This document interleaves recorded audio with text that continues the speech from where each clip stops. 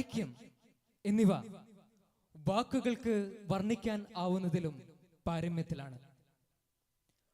ഓരോ തിരുനാളും ആഘോഷങ്ങളും സഹോദരങ്ങൾ തമ്മിലുള്ള സാഹോദര്യത്തിന്റെ വേദിയാവണമെന്ന ദർശനമാണ് ഇന്നേ ദിവസം നമ്മെ ഇവിടെ ഒരുമിച്ച് കൂട്ടിയിരിക്കുന്നത്. ഇന്ത്യക്ക് യൗവനവും ജീവനും ഉള്ള കാലത്തോളം അത് പുതിയ വിചാരധാരകളെ ഉൾക്കൊള്ളുകയും തന്റെ പാരമ്പര്യവുമായി കൂട്ടിണക്കുകയും ചെയ്യും എന്ന ജവഹർലാൽ നെഹ്റുവിന്റെ വാക്കുകളെ അനർത്ഥമാക്കിക്കൊണ്ട് ഭാരതം മതസൗഹാർദ്ദത്തിന്റെ ഈറ്റില്ലമായി തീർന്നിരിക്കുന്നു. ഈ സുദിനത്തിൽ ഈ ചടങ്ങിലേക്ക് എല്ലാ വിശിഷ്ട വ്യക്തികളെയും ഒറ്റവാക്കിൽ സ്വാഗതം ചെയ്യുകയാണ്.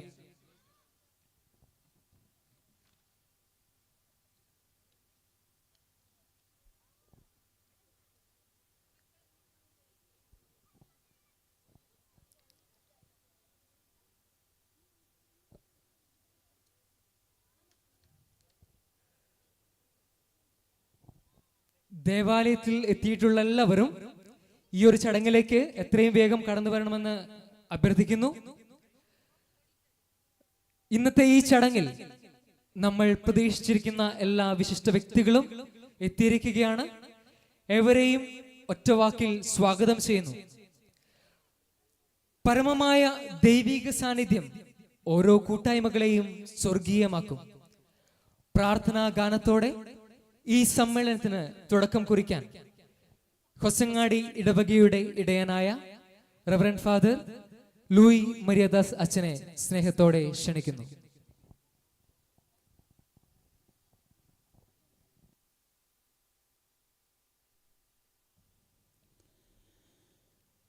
സത്യസനാതന സ്നേഹ ചൈതന്യമേ, നിത്യപ്രകാശമേ, കൈതൊഴുന്നേ. സത്യസനാതന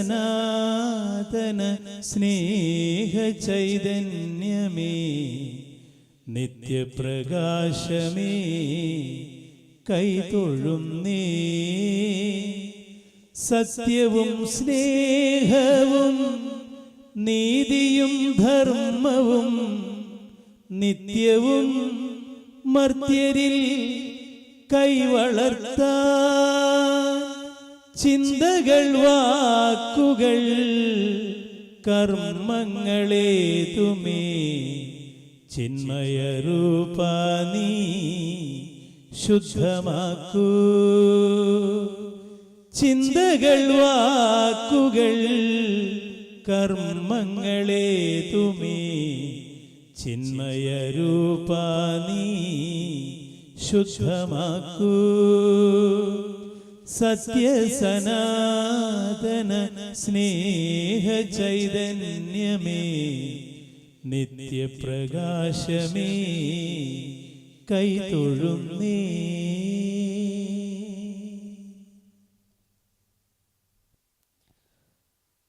പ്രാർത്ഥനാ നിർഭരമായ ഗാനത്താൽ ഈ സദസ്സിനെ ഒന്നാകെ ദൈവിക ചൈതന്യത്താൽ നിറച്ച ലൂയിസ് അച്ഛന് നന്ദി. ഇന്നത്തെ ഈ ചടങ്ങിൽ പങ്കെടുക്കുന്ന എല്ലാവരെയും ഹൃദയപൂർവ്വം സ്വാഗതം ചെയ്യാൻ ഇൻഫന്റ് ജീസസ് ചർച്ചിന്റെ കൺവീനർ മിസ്റ്റർ BK ജോയ് അവരെ സ്നേഹത്തോടെ ക്ഷണിച്ചുകൊള്ളുന്നു.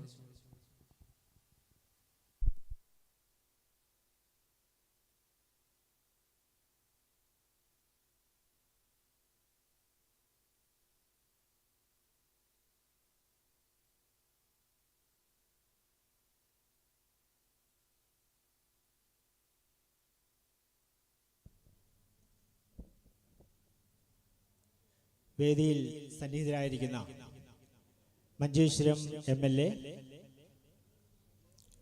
ഈ പഞ്ചായത്തിന്റെ അധ്യക്ഷ, മതപണ്ഡിതരെ, മറ്റ് വിശിഷ്ട വ്യക്തിത്വങ്ങളെ, ഈ മതസൗഹാർദ്ദ ചടങ്ങിലെത്തിയിരിക്കുന്ന നാനാജാതി മതസ്ഥരായ പ്രിയപ്പെട്ട സഹോദരി സഹോദരങ്ങളെ, വൈവിധ്യങ്ങൾ നമ്മുടെ ഏറ്റവും വലിയ ശക്തിയായ ഒരു ലോകത്ത് മതസൗഹാർദ്ദത്തിൻ്റെ സൗന്ദര്യം ആഘോഷിക്കുവാനാണ് നാം എല്ലാവരും ഇവിടെ ഒത്തുചേർന്നിരിക്കുന്നത്. വ്യത്യസ്ത മതവിഭാഗത്തിൽപ്പെട്ട ആളുകൾ അവരുടെ പരസ്പര ധാരണയും ബഹുമാനവും ഐക്യവും അതുപോലെ തന്നെ നാം എല്ലാവരും ഒരേ സഹോദരി സഹോദരന്മാരെന്നുള്ള ഒരു സന്ദേശം പ്രോത്സാഹിപ്പിക്കുന്നതിന് വേണ്ടിയാണ് തലശ്ശേരി അതിരൂപതയുടെ ഉണ്ണിമിശിഹ നാമധേയത്തിലുള്ള ഈ ദേവാലയത്തിലെ ഇതിൻ്റെ 11 വർഷം പിന്നിടുമ്പോൾ ഈ സന്ദർഭത്തിൽ ഇങ്ങനൊരു മതസൗഹാർദ്ദ സമ്മേളനം ഞങ്ങൾ തിരഞ്ഞെടുത്തത്. ഈ സമ്മേളനം ഉദ്ഘാടനം ചെയ്യുന്നത് നമ്മുടെ പ്രിയപ്പെട്ട MLA മഞ്ചേശ്വരം MLA എൻ്റെ സുഹൃത്തുമായ ശ്രീ AKM അഷ്റഫ് അവറുകളാണ്. നമുക്കേറെ പ്രിയങ്കനായ അദ്ദേഹത്തെക്കുറിച്ച് നമുക്ക് എല്ലാവർക്കും അറിയാം. ഈ മണ്ഡലത്തിലെ എല്ലാ വികസന പ്രവർത്തനങ്ങൾക്കും രാപ്പകലില്ലാതെ കക്ഷി രാഷ്ട്രീയത്തിന് അതീതമായി ചിന്തിച്ചുകൊണ്ട് പ്രവർത്തിച്ചുകൊണ്ട് ജനങ്ങളുടെ എല്ലാ പ്രശ്നങ്ങളും ഏറ്റെടുത്തുകൊണ്ട് മുന്നോട്ട് നയിച്ചുകൊണ്ടിരിക്കുന്ന ഒരു വ്യക്തിത്വമാണ്. കേരളത്തിലെ 140 നിയമസഭാ മണ്ഡലങ്ങൾ എടുക്കുകയാണെങ്കിൽ അതിൽ മഞ്ചേശ്വരം മണ്ഡലത്തിന് ഒരുപാട് പ്രത്യേകതകളുണ്ട്. കാരണം ഏറ്റവും അധികം ഭാഷകൾ സംസാരിക്കുന്ന ഒരു മണ്ഡലം, അതുപോലെ തന്നെ ഏറ്റവും അധികം വ്യത്യസ്ത മതവിഭാഗക്കാർ പ്രാതിനിധ്യം ഉൾക്കൊള്ളുന്ന ഒരു മണ്ഡലം, വ്യത്യസ്തമായ സംസ്കാരങ്ങൾ, അങ്ങനെ നിരവധി പ്രത്യേകതകളുള്ള ഒരു മണ്ഡലമാണ് മഞ്ചേശ്വരം. ഏറെ നാൾക്ക് ശേഷമാണ് ഈ മഞ്ചേശ്വരം മണ്ഡലത്തിൻ്റെ ഒരു പ്രതിനിധി MLA ആയി വരുന്നത്. തീർച്ചയായും ഈ മണ്ഡലത്തിലെ ജനങ്ങളുടെ സംസ്കാരവും എല്ലാം തന്നെ അവരെ ഏറ്റവും അധികം അറിയുന്നൊരു വ്യക്തിത്വമാണ് ശ്രീ AKM അഷ്റഫ്. അദ്ദേഹം ഏറ്റവും നല്ല രീതിയിൽ അത് ഉൾക്കൊണ്ടുകൊണ്ട് പ്രവർത്തിച്ചു വരും. ഈ അടുത്ത കാലത്ത് നമുക്കറിയാം, കുറച്ച് നാളുകൾക്ക് മുമ്പ് കർണാടകയിലെ വലിയൊരു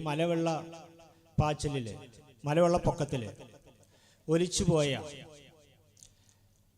മലപ്പുറം സ്വദേശിയായ അർജുനനും അർജുൻ്റെ ലോറിയും വലിയ വാർത്താ പ്രാധാന്യം നിറഞ്ഞ ഒരു കാര്യമായിരുന്നു. അദ്ദേഹത്തിൻ്റെ കുടുംബത്തോടൊപ്പം ചേർന്ന് അർജുനെ കണ്ടെത്താൻ വേണ്ടിയിട്ട് അദ്ദേഹം ഈ മണ്ഡലത്തിലെ ഒരു പ്രതിനിധി അല്ലായിരുന്നിട്ട് പോലും ആ മണ്ഡലത്തിൽ ഓടിയെത്തുകയും എനിക്ക് തോന്നുന്നു ഒരു 45 ദിവസക്കാലം അവിടെ ക്യാമ്പ് ചെയ്തുകൊണ്ട് രാപ്പകലില്ലാതെ ആ അർജുനെ കണ്ടെത്താൻ ശ്രമം നടത്തുകയുണ്ടായി. എനിക്ക് തോന്നുന്നു ലോകം മുഴുവൻ ശ്രദ്ധിച്ച വലിയൊരു കാര്യമാണ്. അദ്ദേഹത്തിൻ്റെ മനുഷ്യത്വത്തിൻ്റെ മാനവികതയുടെ വലിയൊരു ഉദാത്തമായ ഒരു മാതൃകയാണ് അദ്ദേഹം അവിടെ കാണിച്ചത്. അദ്ദേഹത്തിനെ ഞാൻ ദീർഘിപ്പിക്കുന്നില്ല. അദ്ദേഹത്തിന് ഈ മതസൗഹാർദ്ദ സമ്മേളനത്തിന് ഏറ്റവും ഹാർദവുമായി ആദരവോടെ ഞാൻ നിങ്ങളെല്ലാവരും പേരിലും ഇവിടുത്തെ ഇടവക സമൂഹത്തിൻ്റെ പേരിലും ഞാൻ ഹാർദവുമായി സ്വാഗതം ചെയ്യുകയാണ്.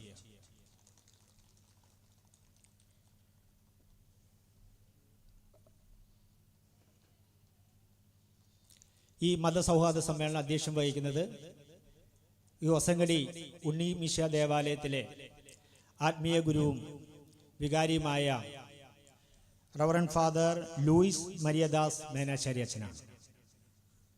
അദ്ദേഹം വലിയൊരു മ്യൂസിഷ്യനാണ്. ഗ്രേസിയ ഇന്റർനാഷണൽ അക്കാദമിയുടെ സ്ഥാപകനാണ്. അതുപോലെ തന്നെ ജാതിയുടെയും മതത്തിൻ്റെയും മതിൽക്കെട്ടുകൾ തകർത്ത് മനുഷ്യ മനസ്സുകളിൽ സംഗീതത്തിൻ്റെ അമൃതമഴ പൊഴിക്കുന്ന ഒരു പ്രത്യേക വ്യക്തിത്വമാണ്. അദ്ദേഹത്തിന് ഈ മതസൗഹാർദ്ദ സമ്മേളനത്തിലേക്ക് നിങ്ങളെല്ലാവരും പേരിലും ഇടവക സമൂഹത്തിൻ്റെ പേരിലും ഞാൻ ഊഷ്മളമായി സ്വാഗതം ചെയ്യുക.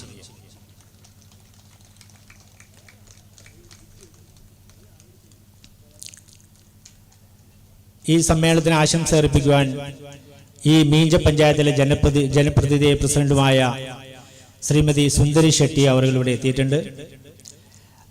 ഈ മീഞ്ച പഞ്ചായത്തിലെ എല്ലാ പ്രദേശങ്ങളിലും വികസനത്തിന് മുന്നിൽ നിന്ന് പ്രവർത്തിക്കുന്ന ഒരു വ്യക്തിത്വമാണ്.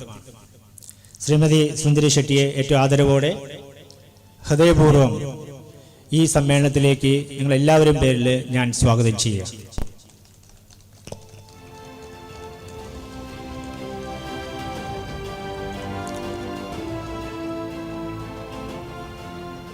ഈ സമ്മേളനത്തിന് ആശംസ അർപ്പിക്കാൻ അനുഗ്രഹ പ്രഭാഷണം നടത്തുവാൻ വേണ്ടി ഇവിടെ എത്തിച്ചേർന്ന വേദമൂർത്തി ഹരിനാരായണ മയ്യ സ്വാമിജി അവറുകളാണ്. സ്വാമിജി കുമ്പളയിൽ നിന്ന് വരുന്നു.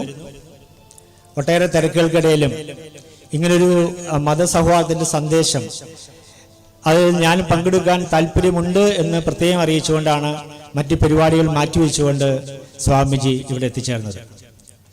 സ്വാമിജി കേരളത്തിലെയും സൗത്ത് കാനഡയിലെയും സൗത്ത് കർണാടകയിലെ നിരവധി അമ്പലങ്ങളിലും അതുമായി ബന്ധപ്പെട്ട ഇതുപോലെ തന്നെ മത സാംസ്കാരിക സദസ്സുകളൊക്കെ തന്നെ ഹൈന്ദവ ധർമ്മം മാത്രമല്ല മറ്റെല്ലാ മതങ്ങളുടെയും മൂല്യങ്ങൾ ഉൾക്കൊണ്ടുകൊണ്ട് നല്ല രീതിയിൽ നല്ല സംഭാഷണം, നല്ല മൂല്യങ്ങൾ പകർന്നു നൽകുന്ന സംഭാഷണം നൽകുന്ന ഒരു വ്യക്തിത്വമാണ്. സ്വാമിജിയെ ഇവിടെ എന്നതിൽ ഞങ്ങൾക്ക് വളരെ സന്തോഷമുണ്ട്. സ്വാമിജി ഏറ്റവും ആദരപൂർവ്വം ഹൃദയപൂർവ്വം ഈ ചടങ്ങിലേക്ക് സ്വാഗതം ചെയ്യുകയാണ്. നിങ്ങൾ എല്ലാവരും പേരിൽ സ്വാഗതം ചെയ്യുക.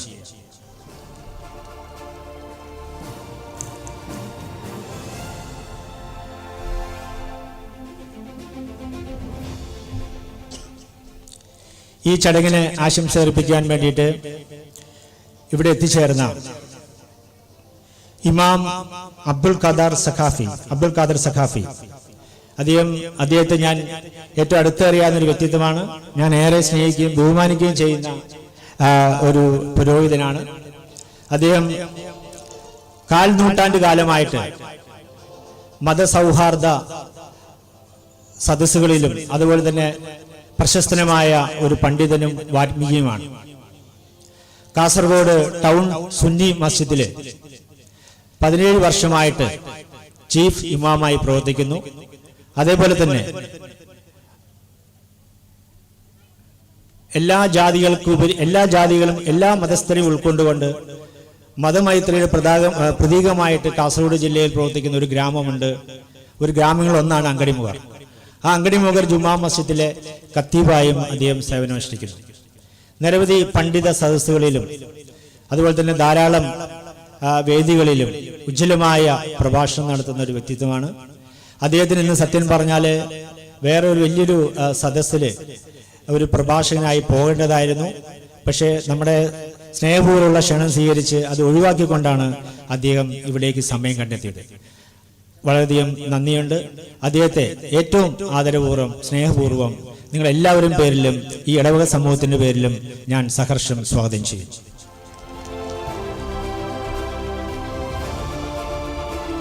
ഈ വേദിയിലിരിക്കുന്ന മറ്റ് വിശിഷ്ട വ്യക്തിത്വങ്ങളുണ്ട്. അവരെ ഞാൻ ഈ ചടങ്ങിലേക്ക് സ്വാഗതം ചെയ്യും. നിങ്ങൾ എല്ലാവരും പേരിൽ സ്വാഗതം ചെയ്യുക.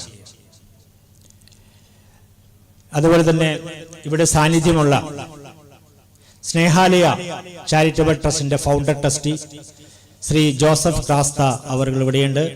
അദ്ദേഹത്തെ ഞാൻ സ്നേഹാലയത്തെ കുറിച്ച് പറയേണ്ട ആവശ്യമില്ല. നിങ്ങൾക്ക് എല്ലാവർക്കും അറിയാം. അശരണർക്കും ആലംബഹീനർക്കും എല്ലാവർക്കും ഒരു അഭയകേന്ദ്രമായ കേരളത്തിലെ ഏറ്റവും മാതൃകപരമായ ഒരു സ്ഥാപനം നടത്തുന്ന വ്യക്തിത്വമാണ് ശ്രീ ജോസഫ് ക്രാസ്ത അവർ. അദ്ദേഹത്തെ എല്ലാവരും പേരിൽ ഞാൻ സ്വാഗതം ചെയ്യുക. അതോടൊപ്പം തന്നെ ഈ മത സൗഹാർദ്ദ സമ്മേളനത്തിന് ഇവിടെ എത്തിയിരിക്കുന്ന എല്ലാ ബഹുമാന്യ വിശിഷ്ട വ്യക്തിത്വങ്ങളെയും അതേപോലെ തന്നെ ബഹുമാനപ്പെട്ട സിസ്റ്റേഴ്സ്, അതേപോലെ തന്നെ ഈ ചടങ്ങിന് ഇവിടെ എത്തിച്ചേർന്നിരിക്കുന്ന ഈ മതസൗഹാർദ്ദ സമ്മേളനത്തിന് ഇവിടെ പങ്കെടുക്കാൻ എത്തിച്ചേർന്ന എല്ലാ മാന്യ വ്യക്തികളെയും സഹോദരങ്ങളെയും ഞാൻ സ്വാഗതം ചെയ്യുന്നു. അതോടൊപ്പം ഇവിടെ എത്തിയിരിക്കുന്ന എല്ലാ ദൃശ്യ മാധ്യമ സുഹൃത്തുക്കൾക്കും അതേപോലെ തന്നെ ഇവിടെ ഈ പരിപാടി കഴിഞ്ഞ് ആരംഭിക്കുന്ന എല്ലാവരും കാത്തു നിൽക്കുന്ന മാജിക് ഷോയുടെ അതിലെ അംഗങ്ങൾക്കും എല്ലാവർക്കും ഞാൻ ഒരിക്കൽ കൂടി സ്വാഗതം പറയുന്നുകൊണ്ട് നന്ദി, നമസ്കാരം. ഹൃദ്യമായ വാക്കുകളാൽ സ്വാഗതം അർപ്പിച്ച convener Mister V K Joy അവർക്കും ഈ പരിപാടിയിലേക്ക് സ്വാഗതം. ഓരോ മനുഷ്യനും ഒരേ കുടുംബത്തിലെ അംഗമാണെന്നും മാനവികത ദൈവികത ആണെന്നും ഉറച്ചു വിശ്വസിക്കുന്ന വ്യക്തിയാണ് ഈ ഇടവകയുടെ വികാരി റെവറൻഡ് ഫാദർ ലൂയിസ് മരിയദാസ് അച്ഛൻ. അച്ഛനെ ഒത്തിരി സ്നേഹത്തോടെ അധ്യക്ഷ പ്രഭാഷണത്തിനായി ക്ഷണിക്കുന്നു.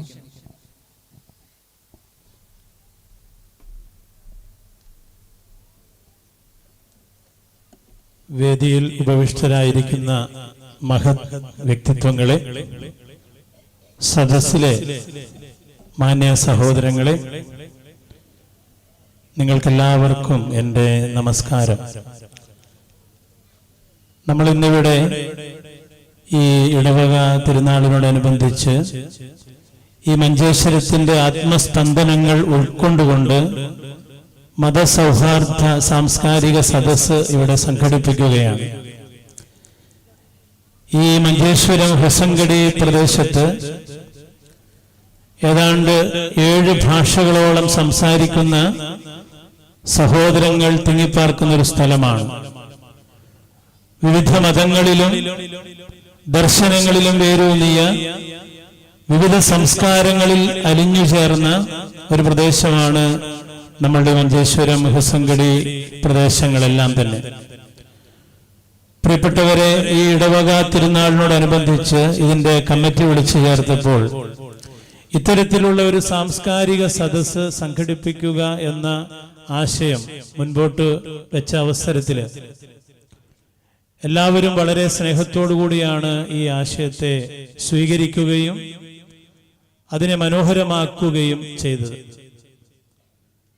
പ്രത്യേകിച്ച് ഞാൻ ഇത്തരത്തിലുള്ള മതസൗഹാർദ്ദ സാംസ്കാരിക സദസ്സുകൾ സംഘടിപ്പിക്കുമ്പോൾ നമുക്കറിയാം, വത്തിക്കാനിൽ ലോകമത സമ്മേളനം ഫ്രാൻസിസ് മാർപ്പാപ്പ സംഘടിപ്പിക്കുകയുണ്ടായി. നമ്മുടെ സ്വാമിമാരും അതുപോലെ തന്നെ വിവിധ മതങ്ങളുടെ മേലധ്യക്ഷന്മാരുമൊക്കെ അവിടെ ഒത്തുചേർന്ന് ആ സ്നേഹം പങ്കിടുന്നത് നിറകണ്ണുകളോടെയാണ് നമ്മളൊക്കെ കണ്ടത്.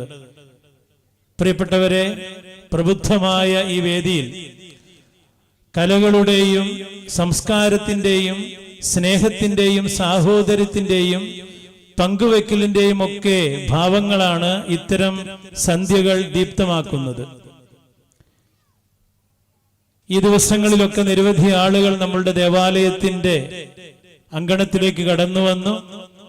വിവിധ ജാതിമത ആദർശങ്ങളുള്ളവരുടെ പുണ്യപാദ സ്പർശത്താൽ ഈ ദേവാലയ അങ്കണം ധന്യമായി തീർന്നു. ഇപ്പോഴും ആളുകൾ വന്നുകൊണ്ടിരിക്കുകയാണ്. ഇന്ന് ശനിയാഴ്ച ആയതുകൊണ്ട് പണിയും പണിക്കാരും അല്ലെങ്കിൽ കൂലി കൊടുക്കലും പണിക്കാരുടെയൊക്കെ ദിവസമാണല്ലോ ഇന്ന്. അതുകൊണ്ട് നിരവധി ആളുകൾ ഈ ദിവസങ്ങളിൽ വന്നുകൊണ്ടിരിക്കുകയാണ്, ഈ സമയത്ത് വന്നുകൊണ്ടിരിക്കുകയാണ്. ലോകത്തിന്റെ വിവിധ ഭാഗങ്ങളിൽ ഇരുന്നു കൊണ്ട് സമൂഹ മാധ്യമങ്ങളിലൂടെ ഈ ചടങ്ങിനെ അനേകർ വീക്ഷിക്കുകയാണ്. ഇന്നലെ തന്നെ ആയിരങ്ങളാണ് ഈ ഇന്നലത്തെ ചടങ്ങുകളൊക്കെ വീക്ഷിച്ചത്. പ്രിയപ്പെട്ടവരെ, നമ്മളിവിടെ ഇത്തരത്തിലുള്ള സ്നേഹ സദസ്സുകൾ സംഘടിപ്പിക്കുമ്പോൾ, മാനവിക സൗഹാർദ്ദങ്ങൾ വളരുമ്പോൾ ദൈവം വീണ്ടും വീണ്ടും ഭൂമിയിൽ അവതരിക്കുകയാണ്. ഇന്ന് നമുക്കറിയാം, ജാതിയുടെ മതത്തിന്റെയും ഒക്കെ പേരില് വേർതിരിവുകൾ ഉണ്ടാക്കുന്ന ഒരു കാലഘട്ടമാണ്. ഒരുപക്ഷെ ഓരോ മതങ്ങളെയും ഒരു മരമായിട്ട് നമ്മൾ കണ്ടാൽ ആ മരത്തിന്റെ ശിഖരങ്ങളൊന്നും തൊട്ടുകൂടാ. ആ മരത്തിന്റെ ശിഖരങ്ങളെല്ലാം വെട്ടിയൊതുക്കി അതിനെല്ലാം ഒരു വാട്ടർ ടൈറ്റ് കമ്പാർട്ട്മെന്റ് പോലെ അകലങ്ങളിൽ നിൽക്കണമെന്ന് ശഠിക്കുന്ന അല്ലെങ്കിൽ അങ്ങനെ ചിന്തിക്കുന്ന ചിലരെങ്കിലും ഈ കാലഘട്ടത്തിൽ ഉണ്ട് എന്നത് നമുക്ക് വിസ്മരിക്കാനാവുകയില്ല. എന്നാൽ അവർ മറന്നുപോകുന്ന ഒരു കാര്യമുണ്ട്. ശിഖരങ്ങളെ വെട്ടി ഒതുക്കുമ്പോൾ എത്രമാത്രം ശക്തിയോടെ ശിഖരങ്ങൾ വെട്ടിക്കളയുന്നുവോ അതിലേറെ ശക്തിയോടെ ഈ വൃക്ഷങ്ങളുടെ വേരുകൾ തമ്മിൽ ആലിംഗനബദ്ധരാവുകയാണ്. പ്രിയപ്പെട്ടവരെ, മനുഷ്യനെ ഒരു കാലത്തും ജാതിയുടെയോ മതത്തിന്റെയോ പേരില് വേർതിരിക്കുക സാധ്യമല്ല. കാരണം സൃഷ്ടാവ് അപ്രകാരം തന്നെയാണ് മനുഷ്യന്റെ ജീവിതത്തെ ക്രമീകരിച്ചിരിക്കുന്നത്. അത്തരത്തിലാണ് മനുഷ്യ ജീവിതങ്ങൾ ഓരോ കാലഘട്ടത്തിലും. നമ്മൾ മാനവ ചരിത്രം പഠിക്കുമ്പോൾ നമുക്ക് മനസ്സിലാകും, ഇതെല്ലാം സൃഷ്ടാവിന്റെ, ദൈവത്തിന്റെ, നമ്മുടെ എല്ലാം പിതാവിന്റെ മനസ്സിലെ ചില സ്വപ്നങ്ങളാണ്. വ്യത്യസ്തമായ വിഭാഗങ്ങള്, വ്യത്യസ്തമായ വിശ്വാസങ്ങള്, സ്നേഹത്തിന്റെ കൂട്ടായ്മകള്, ഒരു പൂന്തോട്ടത്തിൽ വിവിധ നിറങ്ങളിലുള്ള പുഷ്പങ്ങൾ നിറഞ്ഞു നിൽക്കുമ്പോൾ മനോഹരമാവുക. ഞാൻ ഒരിക്കൽ സ്വിറ്റ്സർലൻഡിൽ പോവുകയുണ്ടായി. സ്വിറ്റ്സർലൻഡിൽ ട്യൂലിപ്സ് ഫ്ലവേഴ്സിന്റെ കാലത്ത് മനോഹരമായ കാഴ്ചയാണ്. വലിയ പൂപ്പാടങ്ങൾ, മണിക്കൂറുകളോളം നമുക്ക് നടന്നു കാണുവാൻ മനോഹരമായ പൂപ്പാടങ്ങൾ അവിടെയുണ്ട്. ആ പൂന്തോട്ടത്തിന്റെ ഒക്കെ ഭംഗി എന്ന് പറയുന്നത് സുന്ദരമായ ട്യൂലിപ്സ് ഫ്ലവേഴ്സ് പല വർണ്ണങ്ങളിൽ മനോഹരമായ കാറ്റിൽ അവർ സന്തോഷത്തോടുകൂടി ഡാൻസ് ചെയ്യുന്നത് കാണുമ്പോൾ എന്തെന്നില്ലാത്തൊരു അനുഭൂതിയാണ് ആ പൂന്തോട്ടം കാണും നമുക്കുണ്ടാവുക. പ്രിയപ്പെട്ടവരെ, വിവിധ ജാതി മത സങ്കല്പങ്ങളിൽ ജീവിക്കുന്ന നമ്മളെ സ്നേഹത്തിന്റെ കാറ്റേറ്റ് മതസാഹോദര്യത്തിന്റെ മനോഹരമായിട്ടുള്ള ചൈതന്യം ഉൾക്കൊണ്ടുകൊണ്ട് നമ്മളെല്ലാവരും സന്തോഷത്തോടെ ജീവിക്കുമ്പോൾ ദൈവമാകുന്ന തോട്ടക്കാരൻ വളരെ സന്തോഷത്തോടു കൂടിയാണ് അവയെ സ്വീകരിക്കുക. നമ്മുടെ മുമ്പിൽ ഒരു വലിയ മനുഷ്യൻ ഇരിപ്പുണ്ടല്ലോ, നമ്മുടെ ജോസഫ് ബ്രദർ. അദ്ദേഹത്തിന്റെ ആശ്രമത്തിലേക്ക് കടന്നു ചെല്ലുമ്പോൾ ധാരാളം മുസ്ലിം സഹോദരങ്ങൾ, സഹോദരിമാര്, ഹൈന്ദവ സഹോദരങ്ങൾ, സഹോദരിമാര്, ക്രിസ്ത്യൻ സഹോദരങ്ങൾ, സഹോദരിമാര്, അവർക്കെല്ലാവർക്കും ഒരുപോലെ അന്നമൂട്ടുന്നു. അവരുടെ കണ്ണുനീര് തുടച്ചു കൊടുക്കുന്നു. തെരുവിൽ നിന്നൊരു മകൻ കടന്നു വരുമ്പോൾ ആലിംഗനം ചെയ്ത് ജാതിയോ മതമോ ചോദിക്കാതെ ആ മകനെ സ്വീകരിക്കുന്നു. കഴിഞ്ഞ ദിവസം ദേവാലയത്തിലേക്ക് ഒരു സഹോദരൻ വരികയുണ്ടായി.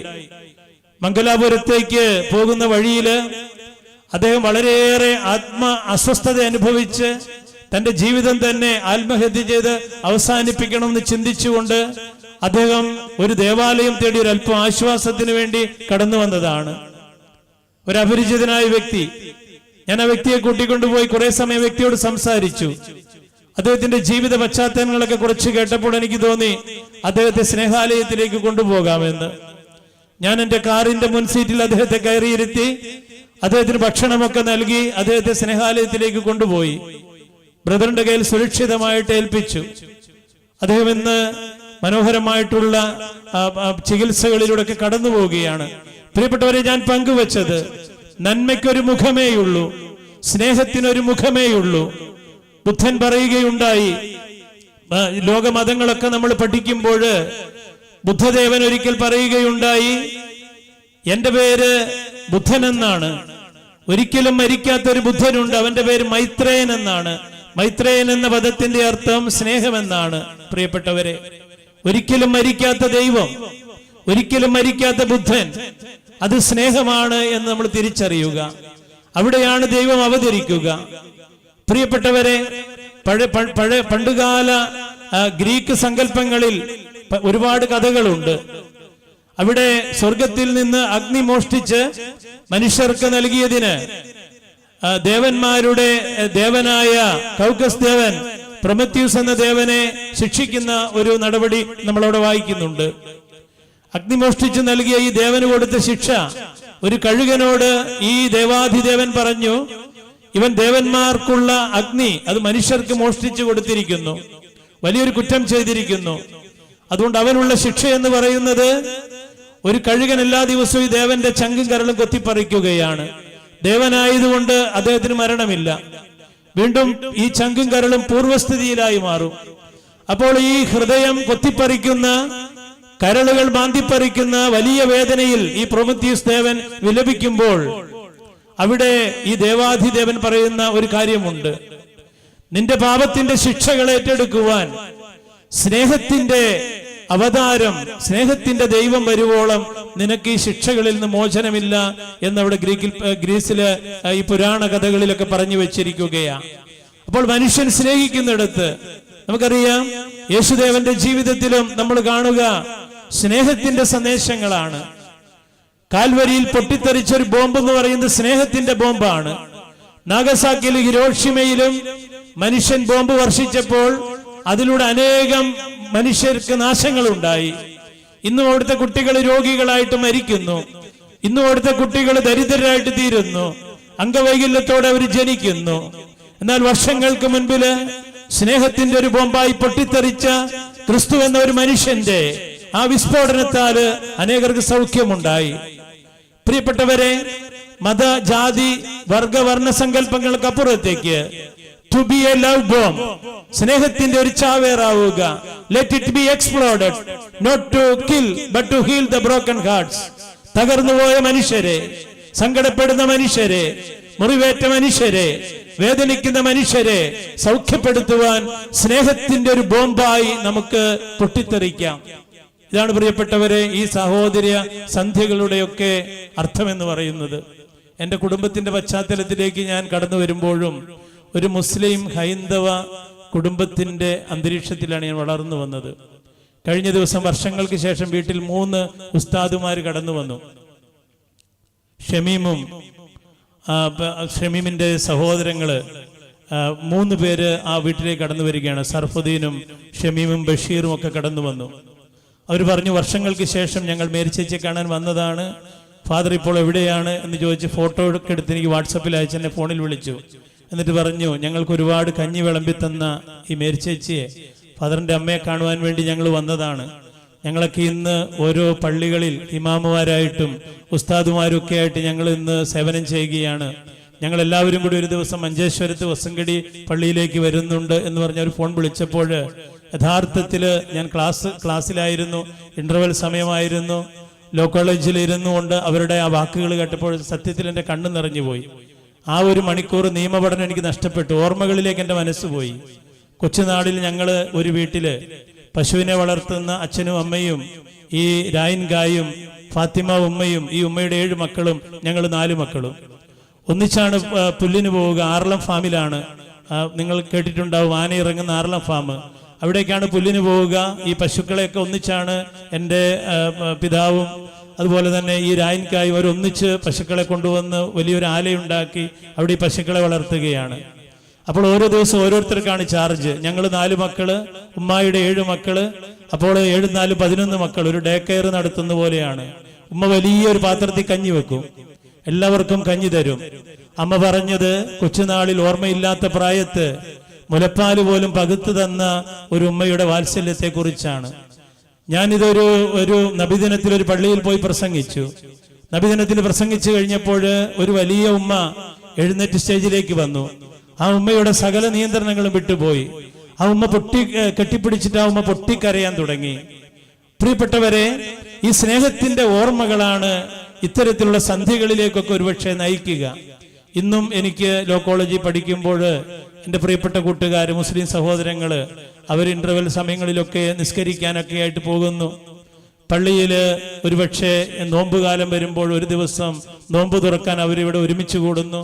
നീലേശ്വരത്ത് പള്ളിയിലേക്ക് കടന്നു ഒരു ദിവസം അവിടെ ഒരുമിച്ച് കൂടി ഞങ്ങൾ ഒന്നിച്ച് ആ ബാങ്ക് വിളിയുടെ സമയത്ത് അവിടെ ഒന്നിച്ച് പ്രാർത്ഥിച്ച് അവര് നോമ്പ് തുറക്കുന്ന ആ കാര്യങ്ങളിലേക്കൊക്കെ വന്നതൊക്കെ ഓർക്കുകയാണ്. അത്തരത്തിലുള്ള വലിയൊരു സൗഹാർദ്ദത്തിന്റെ സ്നേഹത്തിന്റെ ഭാവം പ്രിയപ്പെട്ടവരെ എൻ്റെ രക്തത്തിൽ അലിഞ്ഞു ചേർന്നിട്ടുണ്ട്.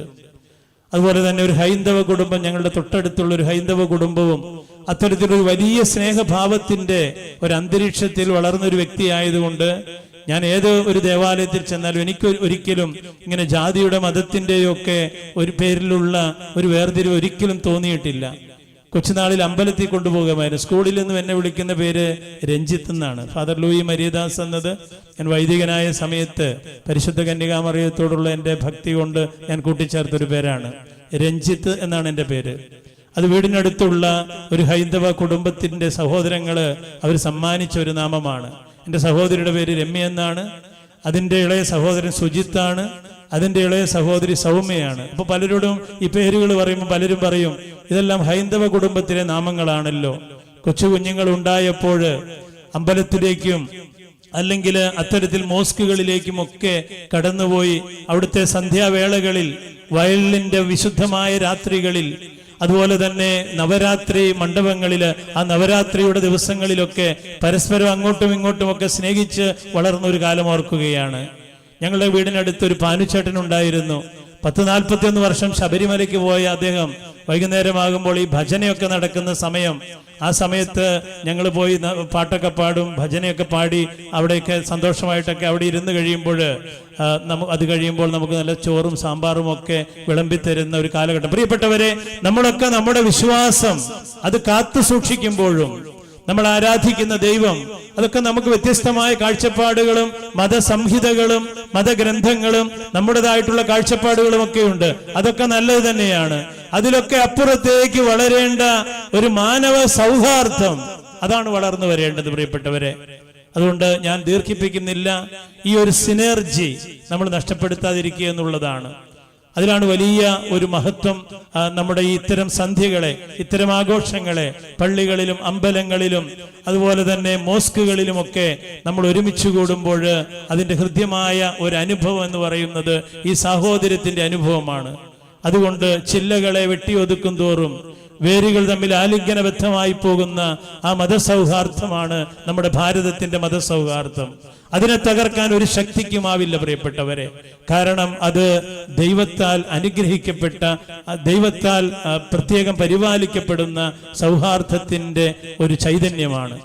അതുകൊണ്ട് ഞാൻ എൻ്റെ വാക്കുകൾ അവസാനിപ്പിക്കുകയാണ്. പ്രഗത്ഭരായ വ്യക്തികളെ നമ്മൾ കേൾക്കാനിരിക്കുന്നു. പതിവ് പോലെ തന്നെ ഒരു ഗാനത്തിന്റെ ഏതാനും ഈരടികൾ പാടിക്കൊണ്ട് ഞാൻ എൻ്റെ വാക്കുകൾ അവസാനിപ്പിക്കുന്നു. പ്രബുദ്ധരായ വ്യക്തികള്, നമ്മുടെ MLA അദ്ദേഹത്തിന്റെ കാര്യങ്ങളൊക്കെ പറഞ്ഞു കഴിഞ്ഞല്ലോ. ആ അർജുനെ കാണാതായപ്പോൾ നമ്മളൊക്കെ വളരെ നിറകണ്ണുകളോടെ നമ്മൾ മൊബൈൽ ഫോണുകളും TV ഒക്കെ നോക്കിയിരുന്നപ്പോൾ നമ്മുടെ MLA അദ്ദേഹം അവിടെ ചെന്ന് ദിവസങ്ങളോളം ദിനരാത്രങ്ങളോളം ഇരിക്കുന്നു. 150ഓളം MLA-മാരുള്ളതില് നമ്മുടെ MLA അവിടെ ഇരിക്കുന്നത് കണ്ടപ്പോൾ നമുക്ക് ശരിക്ക് എന്താണ്, നമ്മൾ അഭിമാനം കൊണ്ട് നമുക്ക് വളരെ അഭിമാനം, നമുക്ക് വളരെ സന്തോഷം തോന്നിയത് കണ്ടപ്പോൾ. ഭാവിയിൽ ഒരു മന്ത്രിയൊക്കെയായി മാറട്ടെ എന്നും ആശംസിക്കുകയാണ്. മന്ത്രിയും മുഖ്യമന്ത്രിയും ഒക്കെ ആയി മാറാനുള്ള ഒരു ആശംസ നേരുകയാണ്. നമ്മുടെ നാടിന്റെ മണമുള്ള, ഈ നാടിന്റെ സ്പന്ദനങ്ങൾ ഏറ്റുവാങ്ങിയ, എല്ലാവരോടും സ്നേഹത്തോടെ ഇടപെടുന്ന, സമീപിക്കുന്നവർക്കൊക്കെ സഹായമായി മാറുന്ന ഒരു നല്ല സമറയൻ കൂടിയാണ് നമ്മുടെ MLA, നമുക്കറിയാം. അതുപോലെ തന്നെ ഈ മഹത് വ്യക്തികളും അവരവരുടെ കർമ്മമേഖലകളിൽ വളരെ പ്രഗത്ഭരാണ്. ഈ പ്രബുദ്ധരായവരുടെ സാന്നിധ്യം തന്നെ നമ്മുടെ ഈ സന്ധ്യയെ അനുഗ്രഹീതമാക്കുന്നു. ഇവിടെ ഉള്ള ഈ വേദിയും ലോകത്തിന്റെ വിവിധ ഭാഗങ്ങളിലിരുന്ന് സമൂഹ മാധ്യമങ്ങളിലൂടെ ഈ ഒരു കാര്യത്തെ ശ്രദ്ധിക്കുന്നവരുമൊക്കെ ഈ വേദിയുടെ പ്രബുദ്ധതയിൽ അവരെല്ലാവരും ഈ ഒരു സാർവലൗകിക വിശ്വസാഹോദര്യത്തിലേക്ക് കടന്നു വരട്ടെ എന്ന് പ്രാർത്ഥിച്ചുകൊണ്ട് ഈ ഗാനം നിങ്ങൾക്ക് വേണ്ടി സമർപ്പിച്ച് ഞാൻ എൻ്റെ അധ്യക്ഷ ഭാഷണം അവസാനിപ്പിക്കുന്നു. എല്ലാവരെയും ദൈവം അനുഗ്രഹിക്കട്ടെ. അമ്മയും നന്മയും ഒന്നാണ്, നമ്മളെല്ലാവരും ഒന്നാണ്. അറ്റമില്ലാത്തൊരു ജീവിതത്തിൽ നമ്മൾ ഒറ്റയല്ല, നമ്മൾ ഒറ്റയല്ല. മണവും നിറവും വേറെയാണെങ്കിലും മലരായ മലരെല്ലാം മലരാണി. മണവും നിറവും വേറെയാണെങ്കിലും മലരായ മലരെല്ലാം മലരാണി. ഒഴുകുന്ന നാടുകൾ വേറെയാണെങ്കിലും പുഴയായ പുഴയെല്ലാം പുഴയാണി. ഒഴുകുന്ന നാടുകൾ വേറെയാണെങ്കിലും പുഴയായ പുഴയെല്ലാം പുഴയാണി. ഒരു വായു നമ്മൾ ശ്വസിക്കുന്നു, ഒരു വെള്ളം നമ്മൾ കുടിക്കുന്നു, ഒരു ലോകത്തിൽ നമ്മൾ ജീവിക്കുന്നു, ഒരുപോൽ ജനിച്ചു മരിക്കുന്നു. ഒരു ലോകത്തിൽ നമ്മൾ ജീവിക്കുന്നു, ഒരുപോൽ ജനിച്ചു മരിക്കുന്നു. ജീവിതം ഭൂവിൻ സുഗന്ധമാണ്, സ്നേഹമാഗന്ധമാവുക നാം. ജീവിതം ഭൂവിൻ സുഗന്ധമാണ്, സ്നേഹമാഗന്ധമാവുക നാം. ഗന്ധമായി നാദമായി ലോകമാകെ സുന്ദരമാക്കുവാൻ പാടുക നാം. ഗന്ധമായി നാദമായി ലോകമാകെ സുന്ദരമാക്കുവാൻ പാടുക നാം. സുന്ദരമാക്കുവാൻ പാടുക നാം. സുന്ദരമാക്കുവാൻ പാടുക നാം. കാലയവനികയ്ക്ക് പിന്നിൽ മറഞ്ഞുപോയ നമ്മളുടെ ഭാവഗായകൻ ജയചന്ദ്രൻ ചേട്ടൻ, ജയേട്ടൻ എന്ന് ഞങ്ങൾ സ്നേഹത്തോടെ വിളിക്കുന്ന അദ്ദേഹത്തിൻ്റെ പാവന സ്മരണയ്ക്ക് മുമ്പിൽ നമ്രശിരസ്കനാവുന്നു. അനുശോചനങ്ങൾ പ്രത്യേകമായിട്ട് അറിയിക്കുന്നു. എൻ്റെ 2 ഗാനങ്ങൾ അദ്ദേഹം പാടിയിട്ടുണ്ട്. അദ്ദേഹത്തെ തൃശ്ശൂർ സ്റ്റുഡിയോയിൽ അദ്ദേഹത്തിൻ്റെ മുൻപിലിരിക്കുവാനും പാട്ട് പറഞ്ഞു കൊടുക്കുവാനും ഒക്കെയുള്ള ഒരു ഭാഗ്യം ഈ ജീവിതത്തിൽ സിദ്ധിച്ചത് ആ ദിവസങ്ങളൊക്കെ ഓർക്കുന്നു. അദ്ദേഹം നമ്മിൽ നിന്ന് വേർപിരിഞ്ഞിരിക്കുന്നു. അദ്ദേഹത്തിൻ്റെ ആത്മാവിനും നിത്യശാന്തി നേരുന്നു. നിങ്ങളെല്ലാവർക്കും അനുഗ്രഹം പ്രാർത്ഥിച്ചുകൊണ്ട് നിർത്തുന്നു. നന്ദി. മനോഹരമായ സന്ദേശം നൽകി അനുഗ്രഹിച്ച അച്ഛന് നന്ദി. ഇന്നത്തെ ചടങ്ങ് ഉദ്ഘാടനം ചെയ്യാനായി എത്തിയിരിക്കുന്നത് നമ്മുടെ എല്ലാം പ്രിയങ്കരനായ കേരള നിയമസഭയിൽ ഈ സപ്തഭാഷാ സംഘം ഭൂമിയുടെ ശബ്ദം മാറ്റിൽ കൊള്ളിക്കുന്ന ബഹുമാനപ്പെട്ട MLA AK മഷറഫ് അവറുകളാണ്. സാറിനെ ഒത്തിരി സ്നേഹത്തോടെ ഉദ്ഘാടന സമ്മേളനത്തിനായി ക്ഷണിക്കുന്നു. വളരെ സന്തോഷം നിറഞ്ഞ ഈ ചടങ്ങിൻ്റെ അധ്യക്ഷം വഹിക്കുന്ന ബഹുമാനപ്പെട്ട ഫാദർ, വേദിയിൽ സന്നിഹിതരായിരിക്കുന്ന വിവിധ മതങ്ങളുടെ നേതൃരംഗത്ത് തിളങ്ങി നിൽക്കുന്ന ബഹുമാന്യ വ്യക്തിത്വങ്ങളെ, നമ്മുടെ പ്രിയപ്പെട്ട ഈ ചർച്ചിൻ്റെ ഭാരവാഹികളെ, പ്രിയപ്പെട്ട സഹോദരന്മാരെ, ഫാദർ വളരെ മനോഹരമായി അധ്യക്ഷ ഭാഷണത്തിൽ പുതിയ കാലത്ത് മതങ്ങൾ ലോകത്തോട് വിളിച്ചു പറയുന്ന സ്നേഹത്തിൻ്റെയും മാനവികതയുടെയും ഒരു കൃത്യമായ ചിത്രം തന്നെ മനോഹരമായ പ്രസംഗത്തിൽ ഇവിടെ അവതരിപ്പിച്ചിരിക്കുകയാണ്. ഇനിയും വേദിയിൽ ബഹുമാന്യനായ വേദമൂർത്തി ഹരിനാരായൺ മയ്യയും അബ്ദുൽ ഖാദർ സക്കാഫിയും പ്രസംഗിക്കാൻ ബാക്കി നിൽക്കുന്നുണ്ട്. ഞാൻ നേരത്തെ എൻ്റെ പ്രിയപ്പെട്ട സുഹൃത്ത് VK ജോയി എഞ്ചിനീയർ ഈ പരിപാടി പറഞ്ഞ സമയത്ത് ഞാൻ ഏറ്റെടുക്കുകയും അപ്രതീക്ഷിതമായി നാളെ നമ്മുടെ ജില്ലയിൽ 5 MLA-മാരും MP-യും മുംബൈയിൽ നടക്കുന്ന കാസർകോട്ടെ ഒരു ചർച്ചയിൽ പങ്കെടുക്കാൻ വേണ്ടി 9:30-ക്കുള്ള മംഗലാപുരത്ത് നിന്ന് ഫ്ലൈറ്റിൽ മുംബൈയിലേക്ക് പോകുന്ന വഴിയാണ് ഞാനിവിടെ എത്തിയത്. ഒരു സുദീർഘമായ പ്രസംഗത്തിന് മുതിരുന്നില്ല. മഞ്ചേശ്വരം എന്ന് പറയുന്ന ഈ നാട് നമുക്കൊക്കെ അറിയാം. വല്ലാത്തൊരു ലോകത്തിൻ്റെ നെറുകയിൽ ഇന്ത്യയെ നമ്മൾ എങ്ങനെയാണ് മതേതരത്വത്തിൻ്റെ പുണ്യഭൂമിയായി വിശേഷിപ്പിക്കുന്നത്? ആ ഇന്ത്യക്കകത്ത് മറ്റൊരു ഇന്ത്യയുടെ പരിച്ഛേദമായി അറിയപ്പെടുന്ന ഒരു മണ്ണാണ് നമ്മുടെ മഞ്ചേശ്വരം എന്ന് നമുക്ക് നന്നായിട്ടറിയാം. ഈ ഒരു ചർച്ചിൻ്റെ നേതൃത്വത്തിൽ, ഫാദറിൻ്റെ നേതൃത്വത്തിൽ എല്ലാ മതസ്ഥരെയും ഒരുമിച്ചിരുത്തി ഇത്തരത്തിലുള്ള ഒരു ആഘോഷം സംഘടിപ്പിക്കുമ്പോൾ തീർച്ചയായും അത് എന്തെന്നില്ലാത്ത ഒരു സന്തോഷമാണ് മനസ്സിലുണ്ടാകുന്നത്.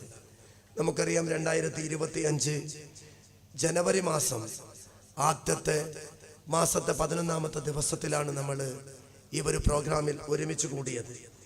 2024 വിട പറയുമ്പോൾ ഡിസംബർ മാസം അവസാനത്തെ ആഴ്ച ഇന്ത്യയിൽ ഏറ്റവും പ്രശസ്തമായ പത്രത്തിൽ സതീഷ് ആചാര്യ എന്ന് പറയുന്ന ഒരു കാർട്ടൂണിസ്റ്റ് ഒരു കാർട്ടൂൺ വരച്ചിരുന്നു.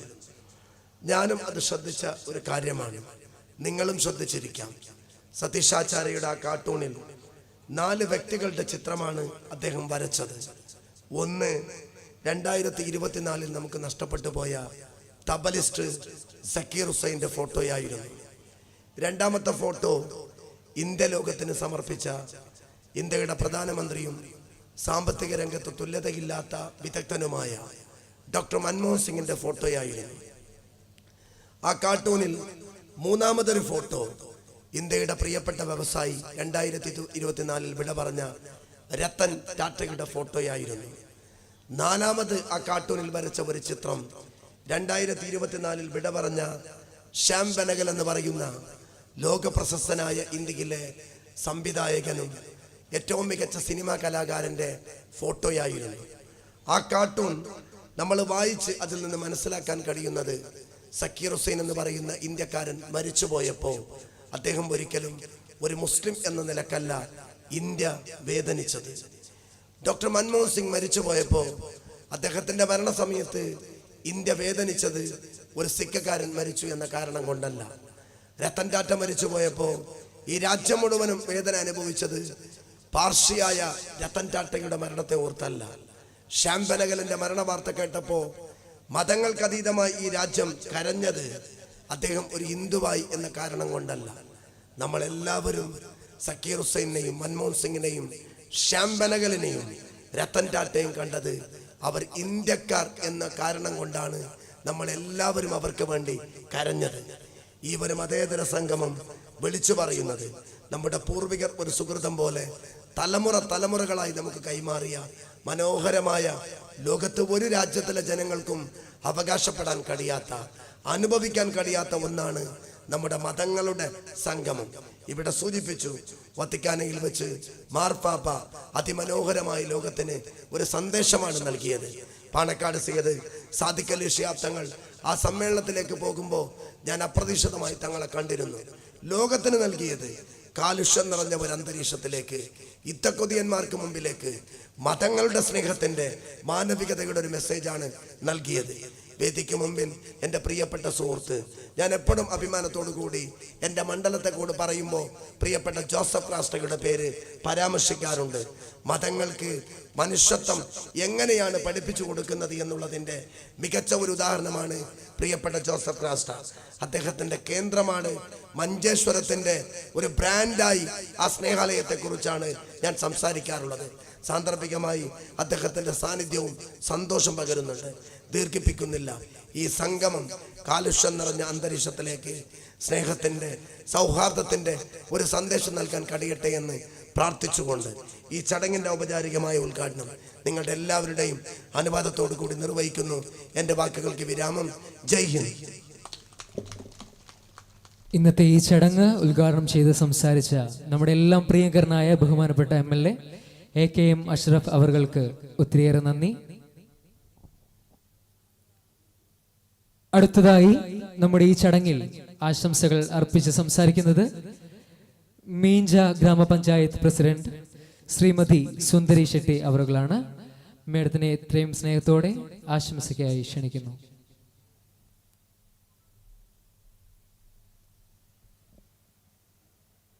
ಇವತ್ತಿನ ಈ ಮತ ಸೌಹಾರ್ದ ಸಂಗಮದ ಅಧ್ಯಕ್ಷರೇ, ಅದೇ ರೀತಿ ಈ ಕಾರ್ಯಕ್ರಮ ಉದ್ಘಾಟನೆ ಮಾಡಿ ಹೋದಂಥ ನಮ್ಮವರೇದ ನಮ್ಮ ಈ ಡಿವಿಷನ್ನ MLA ಆದ AKM ಅಶರಪ್ಪನವರೇ, ಇಲ್ಲಿ ವೇದಿಕೆಯಲ್ಲಿ ಇರುವ ಎಲ್ಲ ಧನ್ಯರೇ, ಇಲ್ಲಿ ಸೇರಿದ ಬಂಧುಗಳೇ, ಮಕ್ಕಳೇ, ನಮಗೆಲ್ಲರಿಗೂ ಮತ ಸೌಹಾರ್ದ ಸಂಗಮ ಅಂತ ಹೇಳುವಂಥ ಒಂದು ಕಾರ್ಯಕ್ರಮ. ಜಾತಿ ಮತ ಭೇದ ಇಲ್ಲದೆ ಎಲ್ಲರೂ ಮನುಷ್ಯರಾಗಿ ಒಂದಾಗೋಣ. ಅಂದರೆ ಜಾತಿ ಮತ, ದೇವರೆಲ್ಲರನ್ನು ಜನಿಸಿದ್ದು ಒಂದೇ ರೀತಿಯಲ್ಲಿ, ಎಲ್ರಿಗೂ ದೇವರು ಒಬ್ಬರೇ, ಮನುಷ್ಯರೆಲ್ಲರ ರಕ್ತ ಒಂದೇ, ಅದರಲ್ಲಿ ಜಾತಿಯ ರಕ್ತ ಭೇದ ಏನೂ ಇಲ್ಲ. ಈ ಸಂಗಮ ಎಲ್ಲರಿಗೂ ಇದು ಪ್ರಯೋಜನ ಆಗಲಿ. ಇದರ ಈ ನಮ್ಮ ಈ ಚರ್ಚ್, ಈ ದೇವಾಲಯದ ಹೆಸರಲ್ಲಿ ಮಾಡಿದಂಥ ಈ ಕಾರ್ಯಕ್ರಮ ಎಲ್ಲರಿಗೂ ಒಂದು മാതിരി ಆಗಲಿ ಅಂತ ಹೇಳುತ್ತಾ ನನ್ನ ಮಾತನ್ನು ಕೊನೆಗೊಳಿಸ್ತೇನೆ.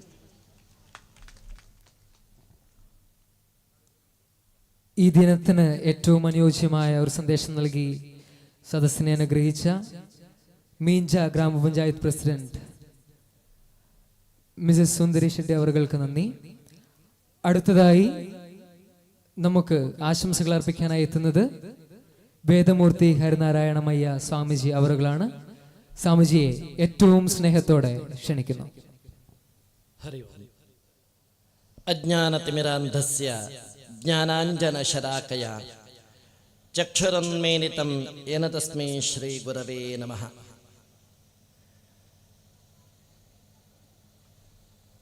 ಈ ಪುಣ್ಯಕ್ಷೇತ್ರದ ಆರಾಧ್ಯ ದೇವರಾದಂಥ ನಮ್ಮೆಲ್ಲ ಕ್ರಿಶ್ಚಿಯನ್ ಬಂಧುಗಳಿಂದ ಆರಾಧಿಸಲ್ಪಡುವಂಥ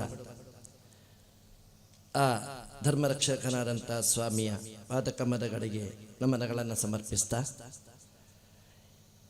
ಸ್ವಾಮಿಯ ಧರ್ಮಚಾವಡಿಯಲ್ಲಿ ಇವತ್ತು ವಿರಾಜಮಾನರಾಗಿರ್ತಕ್ಕಂಥ ಅಧ್ಯಕ್ಷ ಪೀಠದಲ್ಲಿದ್ದಂಥ ಇಲ್ಲಿನ ಫಾದರ್ ಅವರಿಗೂ ಕೂಡ ನಮನಗಳನ್ನು ಸಮರ್ಪಿಸಿಕೊಂಡು, ಹಾಗೆ ನಮ್ಮ ಆತ್ಮೀಯರು ಆದಂಥ ಮುಸ್ಲಿಂ ಬಂಧುಗಳ ಗುರುಗಳಿಗೂ ಕೂಡ ನಮನವನ್ನು ಸಮರ್ಪಿಸ್ತಾ ಇದ್ದೇನೆ. ಹಾಗೂ ಸುಂದರಿಯಕ್ಕ ಹಾಗೂ ನನ್ನ ಎಲ್ಲ ಆತ್ಮೀಯರಿಗೆ ನಮನಗಳನ್ನು ಸಮರ್ಪಿಸ್ತಾ, ವೇದಿಕೆಯ ಮುಂಭಾಗದಲ್ಲಿ ಉಪಸ್ಥಿತರಾದಂಥ ಎಲ್ಲ ಸಜ್ಜನ ಸಹೃದಯ ಬಂಧುಗಳಿಗೆ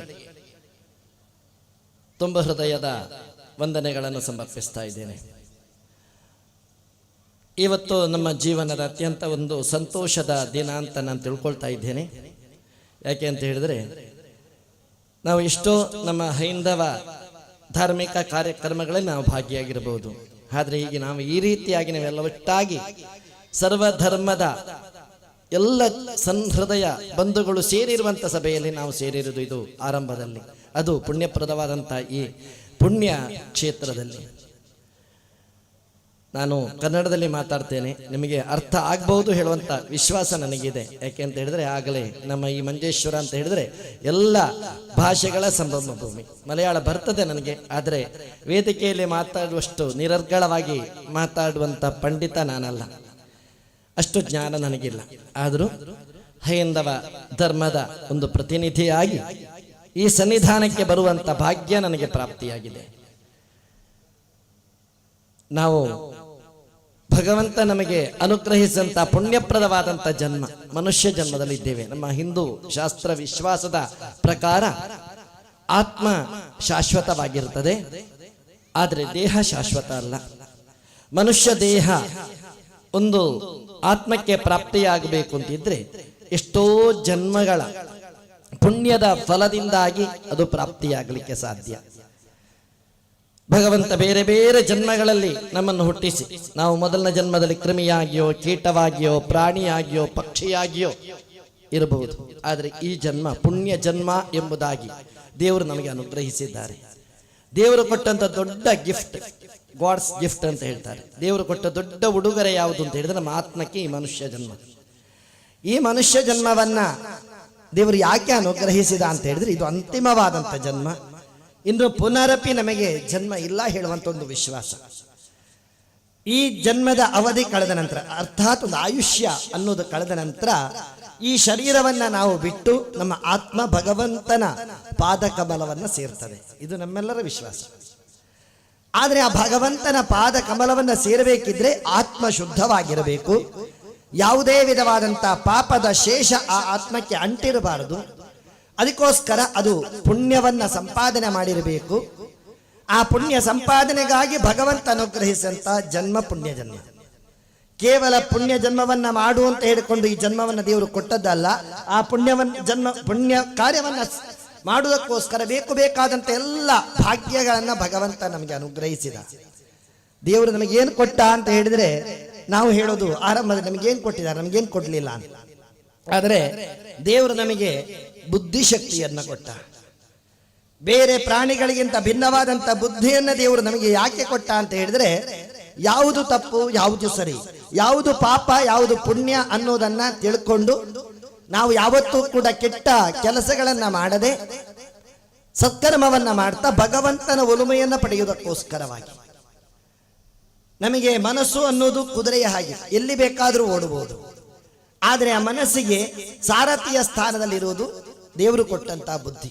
ಆ ಬುದ್ಧಿಯನ್ನು ಉಪಯೋಗ ಮಾಡಿಕೊಂಡು ಯಾವತ್ತೂ ಕೂಡ ಪಾಪ ಕರ್ಮಗಳನ್ನ ಮಾಡದೆ ನಾವು ಆ ಭಗವಂತನಿಗೆ ಮೆಚ್ಚುವಂತ ದಾರಿಯಲ್ಲಿ ನಡೆದಾಗ ಭಗವಂತನ ಒಲುಮೆಯನ್ನ ಪಡೆಯಲಿಕ್ಕೆ ಸಾಧ್ಯ. ಅದರ ಜೊತೆಗೆ ವಿಪುಲವಾದಂತಹ ಸಂಪತ್ತನ್ನ ದೇವರು ಕೊಟ್ಟರು. ನಮಗೆ ಮನುಷ್ಯನಿಗೆ ಭೂಮಿಯನ್ನ ದೇವರು ಕೊಟ್ಟ. ಅದೇ ರೀತಿಯಾಗಿ ವಿಪುಲವಾದಂತಹ ಸಂಪತ್ತನ್ನ, ಹಣ ಇರಬಹುದು, ವಸ್ತು ಒಡವೆಗಳಿರಬಹುದು, ಎಲ್ಲವನ್ನೂ ಕೂಡ ಬಾಕಿದ್ದಂತಹ ಪ್ರಾಣಿಗಳಿಗೆ ಕೊಡದೆ ಮನುಷ್ಯನಿಗೆ ದೇವರು ಕೊಟ್ಟ. ಯಾಕೆ ಕೊಟ್ಟ ಅಂತ ಹೇಳಿದ್ರೆ ಕೇವಲ ನಾವು ಮೆರೆದಾಡ್ಲಿಕ್ಕೆ ಮಾತ್ರ ಅಲ್ಲ. ಈ ಎಲ್ಲ ಭಗವಂತ ನಮಗೆ ಅನುಗ್ರಹಿಸಿದಂತಹ ಸಂಪತ್ತು ಅದೆಲ್ಲವನ್ನು ಕೂಡ ಸದ್ವಿನಿಯೋಗ ಮಾಡಿಕೊಂಡು ಭಗವಂತನ ಒಲುಮೆಯನ್ನ ಪಡೆಯುವುದಕ್ಕೋಸ್ಕರ ಎಲ್ಲವೂ ಕೂಡ ಭಗವಂತನಲ್ಲೇ ನಮಗೆ ಅನುಗ್ರಹಿತವಾದುದು.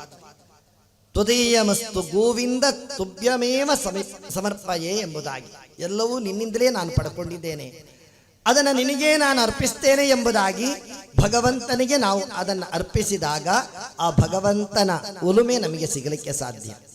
ಆ ನಿಟ್ಟಿನಲ್ಲಿ ಆ ಭಗವಂತನ ಸೇವೆಯನ್ನ ಮಾಡುವುದಕ್ಕೋಸ್ಕರ ಆ ಭಗವಂತ ನಮಗೆ ಅನುಗ್ರಹಿಸಿದಂತ ಸಂಪತ್ತನ್ನ ಸದ್ವಿನಿಯೋಗ ಮಾಡುವುದರಿಂದಾಗಿ ಭಗವಂತನ ಒಲುಮೆಯನ್ನು ಪಡೆಯಬಹುದು. ಅದೇ ದುರಾಚಾರಗಳಿಗೆ ಆ ಸಂಪತ್ತನ್ನ ವಿನಿಯೋಗ ಮಾಡಿದರೆ ನಾವು ಪಾಪಗಳನ್ನೇ ಕಟ್ಟಿಕೊಳ್ತೇವೆ. ಅಷ್ಟು ಮಾತ್ರವ, ನಮಗೆ ದೇವರು ಅನುಗ್ರಹಿಸಿದಂತ ಈ ಶರೀರ, ದೇವರು ನಮ್ಮನ್ನು ಸೃಷ್ಟಿ ಮಾಡುವಾಗ ಸಾಕಷ್ಟು ಆಲೋಚನೆ ಮಾಡಿ ಇದು ಈ ಆತ್ಮಕ್ಕೆ ಕೊಡುವಂತ ಅಂತಿಮವಾದಂತ ಜನ್ಮ. ಈ ಜನ್ಮದಲ್ಲಿ ಅವನು ಮಾಡುವಂತ ಪ್ರತಿಯೊಂದು ಕಾರ್ಯಗಳು ಕೂಡ ಯದ್ಯತ್ ಕರ್ಮ ಕರೋಮಿ ತತ್ತದ ಕೆಲಂ ಶಂಭೋ ತವಾರಾಧನ. ಅವನು ಮಾಡುವಂತ ಪ್ರತಿಯೊಂದು ಕಾರ್ಯವೂ ಕೂಡ ಆ ಭಗವಂತನ, ಆ ಜಗನ್ನಿಯಾಮಕನ ಸೇವೆಯೇ ಆಗಬೇಕು ಹೇಳುವಂತ ಉದ್ದೇಶದಿಂದ ದೇವರು ನಮಗೆ ನೋಡಿ ಈ ರೀತಿಯಾದಂಥ ವ್ಯವಸ್ಥಿತವಾದಂಥ ಒಂದು ಶರೀರವನ್ನು ಕೊಟ್ಟರು. ನಮಗೆ ನಾಲಿಗೆಯನ್ನ ಕೊಟ್ಟರು. ನಾಲಿಗೆ ಬೇರೆ ಜೀವಿಗಳಿಗೂ ಕೊಟ್ಟಿದ್ದಾರೆ. ಆದರೆ ನಾಲಿಗೆಯಲ್ಲಿ ಮಾತಾಡುವಂತ ಶಕ್ತಿಯನ್ನ ಕೊಟ್ಟು ಭಗವಂತನ ಕೀರ್ತನೆಯನ್ನ ಮಾಡುವಂತ, ಭಜನೆ ಮಾಡುವಂತ ಭಾಗ್ಯವನ್ನ ಕೊಟ್ಟ. ಜನ್ಮ ಜನ್ಮಾಂತರದ ಪಾಪಗಳಿದ್ರೂ ಕೂಡ ಆ ಭಗವಂತ ನಾಮ ಸ್ಮರಣೆಯಿಂದಾಗಿ ಅದು ಪರಿಹಾರವಾಗಲಿಕ್ಕೆ ಸಾಧ್ಯ. ಈ ಕಣ್ಣುಗಳನ್ನ ಸ್ವಾಮಿಯನ್ನ ಕಾಣುವುದಕ್ಕೆ, ಪುಣ್ಯ ದರ್ಶನಕ್ಕಾಗಿ ಅನುಗ್ರಹಿಸಿದ. ಈ ಕಿವಿಗಳನ್ನ ಆ ಭಗವಂತನ ಸ್ತುತಿಯನ್ನ ಕೇಳುವುದಕ್ಕೋಸ್ಕರ, ಆ ಸ್ತೋತ್ರವನ್ನ ಕೇಳುವುದಕ್ಕೋಸ್ಕರ ನಮಗೆ ಅನುಗ್ರಹಿಸಿದ. ಯಾವ ಜನ್ಮದ ಪಾಪಗಳಿದ್ರೂ ಅದೆಲ್ಲ ಪರಿಹಾರವಾಗಲಿಕ್ಕೆ ಸಾಧ್ಯ. ಈ ಕಾಲು ಭಗವಂತನ ಮನೆಗೆ ಹೋಗುವುದಕ್ಕೋಸ್ಕರ ನಿತ್ಯವೂ ಕೂಡ ನಮ್ಮ ಪ್ರಾರ್ಥನಾ ಮಂದಿರಗಳಿಗೆ ನಾವು ಹೋಗಬೇಕು, ನಮ್ಮ ದೇವಾಲಯಕ್ಕೆ ನಾವು ಹೋಗಬೇಕು. ಯಾಕೆ ದೇವಾಲಯಕ್ಕೆ ಹೋಗಬೇಕು ಅಂತ ಹೇಳಿದ್ರೆ, ಈಗ ನಾವು ದೇವಾಲಯಕ್ಕೆ ಹೋಗುವಾಗ ಎಲ್ಲರನ್ನೂ ಕರ್ಕೊಂಡು ಹೋಗಬಹುದು, ನೀವು ಬನ್ನಿ ನೀವು ಬನ್ನಿ ಅಂತ. ಆದರೆ ಒಂದು ದಿನ ನಾವೆಲ್ಲ ದೇವರ ಮನೆಗೆ ಹೋಗುವ ದಿನ ಉಂಟು. ಆ ದಿನ ನಮ್ಮ ಜೊತೆ ಯಾರೂ ಬರುವುದಿಲ್ಲ. ಮಡದಿ ಬಾರಳು ಮಂಚ ಬಾರದು ಕಂಚು ಕನ್ನಡಿ ಬಾರದು ಅಂತ ಹೇಳಿದ್ದಾರೆ. ಆ ದಿನ ಭಗವಂತನ ಆ ಮನೆಯ ದಾರಿ ನಮಗೆ ಕಾಣಬೇಕಾ? ಈಗ ನಾವು ನಿತ್ಯವೂ ಕೂಡ ದೇವಸ್ಥಾನಕ್ಕೆ ಹೋಗಬೇಕು. ಅದಕ್ಕೋಸ್ಕರ ದೇವರು ನಮಗೆ ಕಾಲನ್ನ ಕೊಟ್ಟು, ಇನ್ನು ಈ ಕೈ ಕೊಟ್ಟಿದ್ದಾರೆ ಯಾಕೆ? ಪಾಪಕರ್ಮಗಳನ್ನ ಮಾಡ್ಲಿಕ್ಕಲ್ಲ, ಯಾರನ್ನೂ ಕೂಡ ನೋಯಿಸ್ಲಿಕ್ಕಲ್ಲ. ಈ ಕೈ ಕೊಟ್ಟದ್ದು ಭಗವಂತನ ಪೂಜೆಯನ್ನ ಮಾಡ್ಲಿಕ್ಕೆ. ಅದು ಅರ್ಚಕರು ಪೂಜೆ ಮಾಡುವುದು ಅಥವಾ ಫಾದರ್ ಪೂಜೆ ಮಾಡುವುದು ಅಂತ ಹೇಳಲಿಕ್ಕಿಲ್ಲ. ಕಲವು ಮಂದಿರ ಮಾರ್ಜನಾದಿಶು, ಕಲಿಯುಗದಲ್ಲಿ ನಮ್ಮ ಕ್ಷೇತ್ರದ ದೇವಾಲಯದ ಒಂದು ಕಸವನ್ನು ಹೆಕ್ಕುವುದು ಕೂಡ ಅದು ಕೂಡ ದೇವರ ಪೂಜೆಗೆ ಸಮ.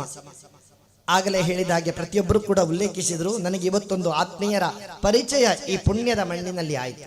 ಕೇಳಿ ತಿಳಿದಿದ್ದೇನೆ ಫಾದರ್ ಇವರನ್ನ, ನಮ್ಮ ಜೋಸೆಫ್ ಕ್ರಾಸ್ತಾ ಅವರನ್ನು. ಆದರೆ ಇವತ್ತು ಅವರ ದರ್ಶನ ಆಯಿತು. ಅವರು ಮಾಡುವಂತ ಕಾರ್ಯ ಯಾವುದೇ ಒಂದು ಸ್ವಾರ್ಥ ಇಲ್ಲದೆ ಆ ರೀತಿಯಾಗಿ ಒಂದು ಕಷ್ಟದಲ್ಲಿದ್ದವರಿಗೆ ಸೇವೆ ಮಾಡುವಂತ ಭಾಗ್ಯ ಅವರಿಗೆ ದೇವರು ಅನುಗ್ರಹಿಸಿದ್ದಾರೆ. ಅಂತ ಕಾರ್ಯವನ್ನ ಮಾಡಲಿಕ್ಕೋಸ್ಕರ ಈ ಕೈಗಳನ್ನು ದೇವರು ಅನುಗ್ರಹ ಮಾಡಿದ್ದಾರೆ. ಅದೇ ರೀತಿಯಾಗಿ ನಮಗೆ ತಲೆ ಇದೆ ಅಲ್ವಾ? ತಲೆ ಯಾಕೆ? ಅಹಂಕಾರದಿಂದ ಮೆರೆದಾಡ್ಲಿಕ್ಕಲ್ಲ. ಈ ತಲೆ ಭಗವಂತನ ಪಾದಕ್ಕೆ ನಮಿಸಲಿಕ್ಕೆ. ಯಾವತ್ತೂ ಕೂಡ ಆ ಭಗವಂತನಿಗೆ ನಾವು ವಿಧೇಯರಾಗಿದ್ದುಕೊಂಡು ಭಗವಂತನ ಅನುಗ್ರಹವನ್ನು ಪಡೆಯುವವರಾಗಬೇಕು. ಭಗವಂತನ ಅನುಗ್ರಹವನ್ನ ನಾವು ಪಡೆದಾಗ ದೇವರು ಅನುಗ್ರಹಿಸ್ತಾರ ಅಂತ ಹೇಳಿದ್ರೆ, ದೇವರು ಯಾವಾಗ ಅನುಗ್ರಹಿಸ್ತಾರೆ ಅಂತ ಹೇಳಿದ್ರೆ, ಯಾವತ್ತೂ ಕೂಡ ಕಣ್ಣಿಗೆ ಕಾಣದಂತ ದೇವರ ಅನುಗ್ರಹ ನಮಗೆ ಬೇಕು ಅಂತಿದ್ರೆ ಕಣ್ಣಿಗೆ ಕಾಣುವ ದೇವರ ಅನುಗ್ರಹ ಬೇಕು. ಕಣ್ಣಿಗೆ ದೇವರು ಕಾಣ್ತಾರ? ಒಮ್ಮೆಗೆ ನಾವು ಹೇಳ್ತೇವೆ ಕಣ್ಣಿಗೆ ದೇವರು ಕಾಣುವುದಿಲ್ಲ ಅಂತ, ಆದ್ರೆ ಕಾಣ್ತಾರೆ.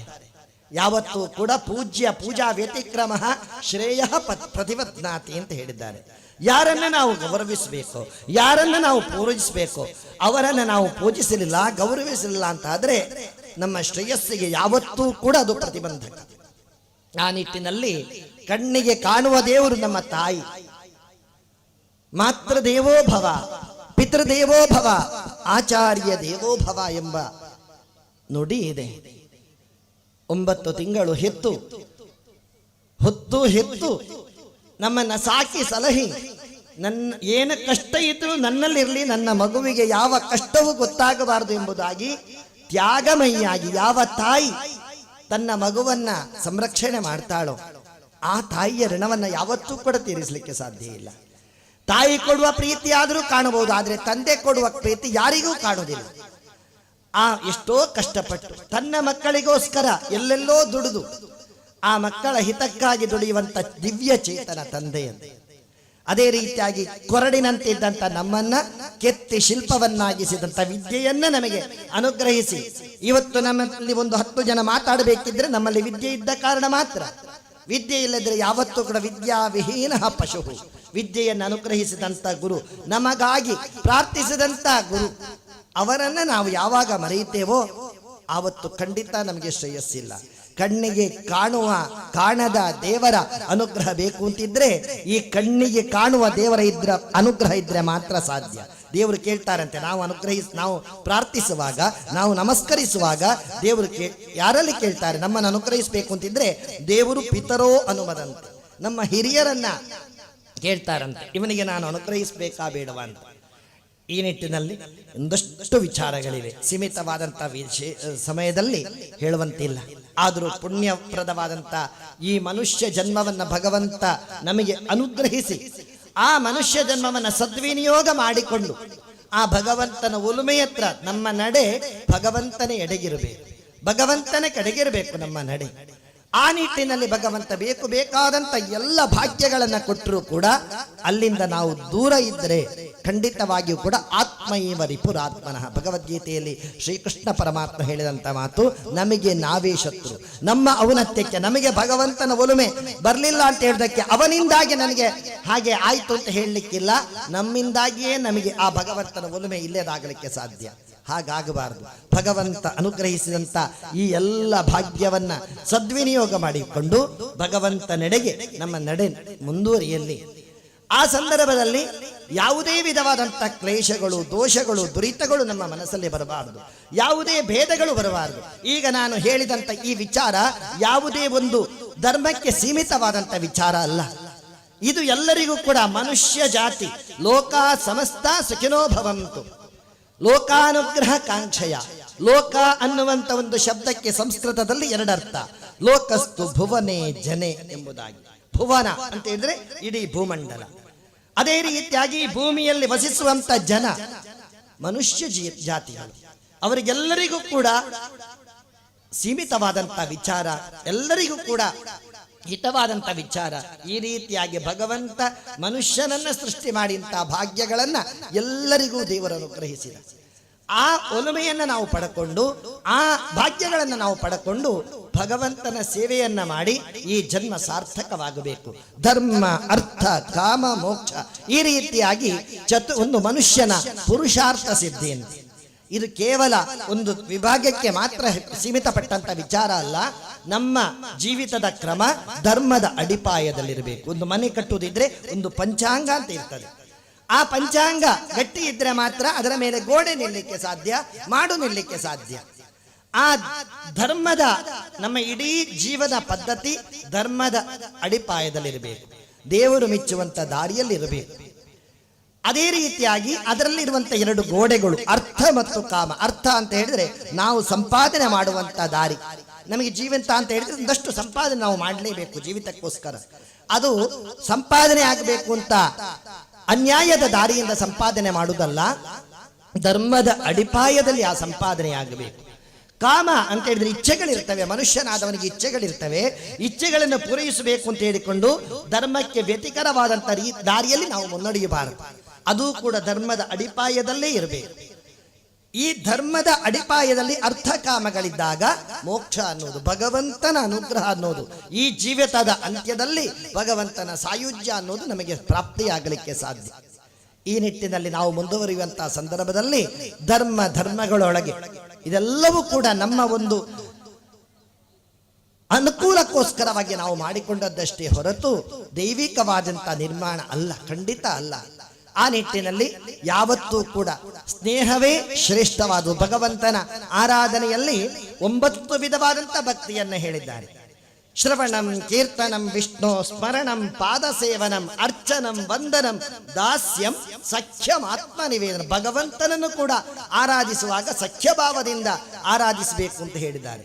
ಸಖ್ಯ ಅಂತ ಹೇಳಿದ್ರೆ ಯಾವುದೇ ಬಂಧುಗಳೊಳಗೆ ನೋಡಿ, ನಮಗೆ ಎಷ್ಟೋ ಜನ ಬಂಧುಗಳಿರಬಹುದು, ಆದರೆ ಅಷ್ಟೆಲ್ಲ ಜನ ಬಂಧುಗಳಿದ್ರು ಕೂಡ ಒಬ್ಬ ಮಿತ್ರ ಇದ್ದಾನೆ ಅಂತ ಆದ್ರೆ ನಾವು ನಮ್ಮ ಬಂಧುಗಳಲ್ಲಿ ಹೇಳದಂತ ವಿಚಾರವನ್ನು ಕೂಡ ಮಿತ್ರನಲ್ಲಿ ನಾವು ಹೇಳ್ತೇವೆ. ಆ ಮಿತ್ರತ್ವ ಅನ್ನೋದು ಅಷ್ಟು ಶ್ರೇಷ್ಠವಾಗಿರತಕ್ಕಂಥದ್ದು. ಅಂತ ಭಾವದಿಂದ ನಾವು ಯಾವತ್ತೂ ಕೂಡ ಇದ್ದಾಗ ಶ್ರೇಯಸ್ಸನ್ನ ಕಾಣಲಿಕ್ಕೆ ಸಾಧ್ಯ. ಋಗ್ವೇದದಲ್ಲಿ 10,500 ಮಂತ್ರಗಳಿವೆ. ಆ 10,500 ಮಂತ್ರಗಳಲ್ಲಿ ಕೊನೆಯ ಒಂದು ಸೂಕ್ತ, ಆ ಮಂತ್ರಗಳನ್ನು ಬೇರೆ ಬೇರೆ ಪುಂಜಗಳಾಗಿ ಮಾಡಿದ್ದಾರೆ.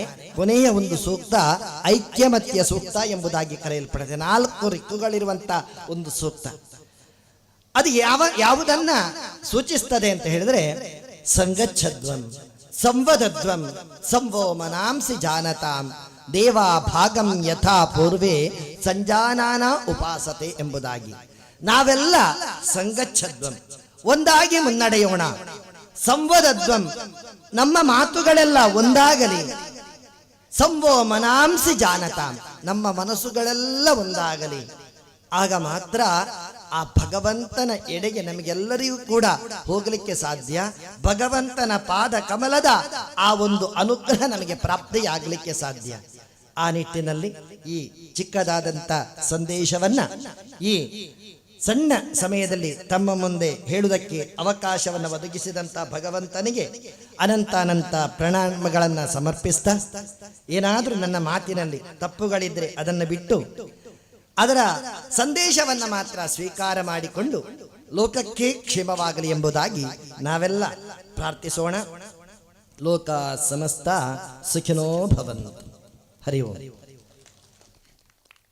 ധർമ്മ അർത്ഥ കാമ മോക്ഷ എന്ന അടിത്തറയിൽ ദൈവത്തെ പ്രാപിക്കണമെന്ന് നമ്മെ ഓർമ്മപ്പെടുത്തി മനോഹരമായ സന്ദേശം നൽകിയ സാമജി അവർക്ക് നന്ദി. അടുത്തതായി നമുക്ക് ആശംസ അർപ്പിക്കാനായി എത്തുന്നത് അങ്ങടിമുഖർ ജുമാ മസ്ജിദിലെ ചീഫ് ഇമാം അബ്ദുൽ ഖാദർ സഫാഗെ കാട്ടിപ്പാറ അവരുകളാണ്. ഇവരെ സ്നേഹത്തോടെ സ്വാഗതം ചെയ്യുന്നു.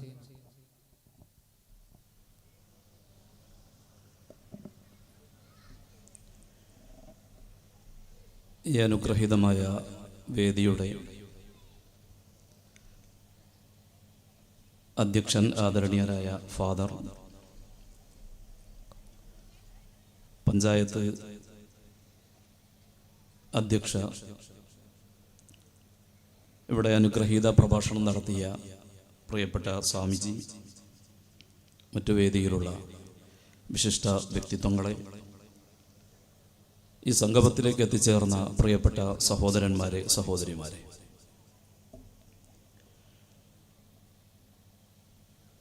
സപ്തഭാഷാ സംഗമഭൂമി എന്ന പേരിൽ അറിയപ്പെടുന്ന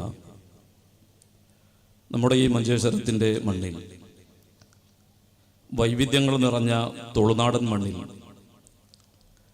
മാനവികതയെയും മതസൗഹാർദ്ദത്തെയും ഊട്ടിയുറപ്പിക്കുക എന്ന ലക്ഷ്യത്തോടെ സംഘടിപ്പിച്ച ഈ മഹത്തായ സംഗമത്തിന് എല്ലാവിധ സന്തോഷങ്ങളും അറിയിക്കുകയാണ്. കാലുഷ്യങ്ങൾ നിറഞ്ഞ ഈ ഒരു വർത്തമാനകാലത്ത് പരസ്പരം തോളോട് തോൾ ചേർന്നിരിക്കാനുള്ള ഈ ഒരു വേദി ഉണ്ടാക്കാൻ നേതൃത്വം നൽകിയ നമ്മുടെ പ്രിയപ്പെട്ട ഫാദർ, അതുപോലെ തന്നെ സംഘാടകരായ പ്രിയപ്പെട്ട ജോയ് സാർ അടക്കമുള്ള സംഘാടകരെ പ്രത്യേകം അഭിനന്ദിക്കുകയാണ്.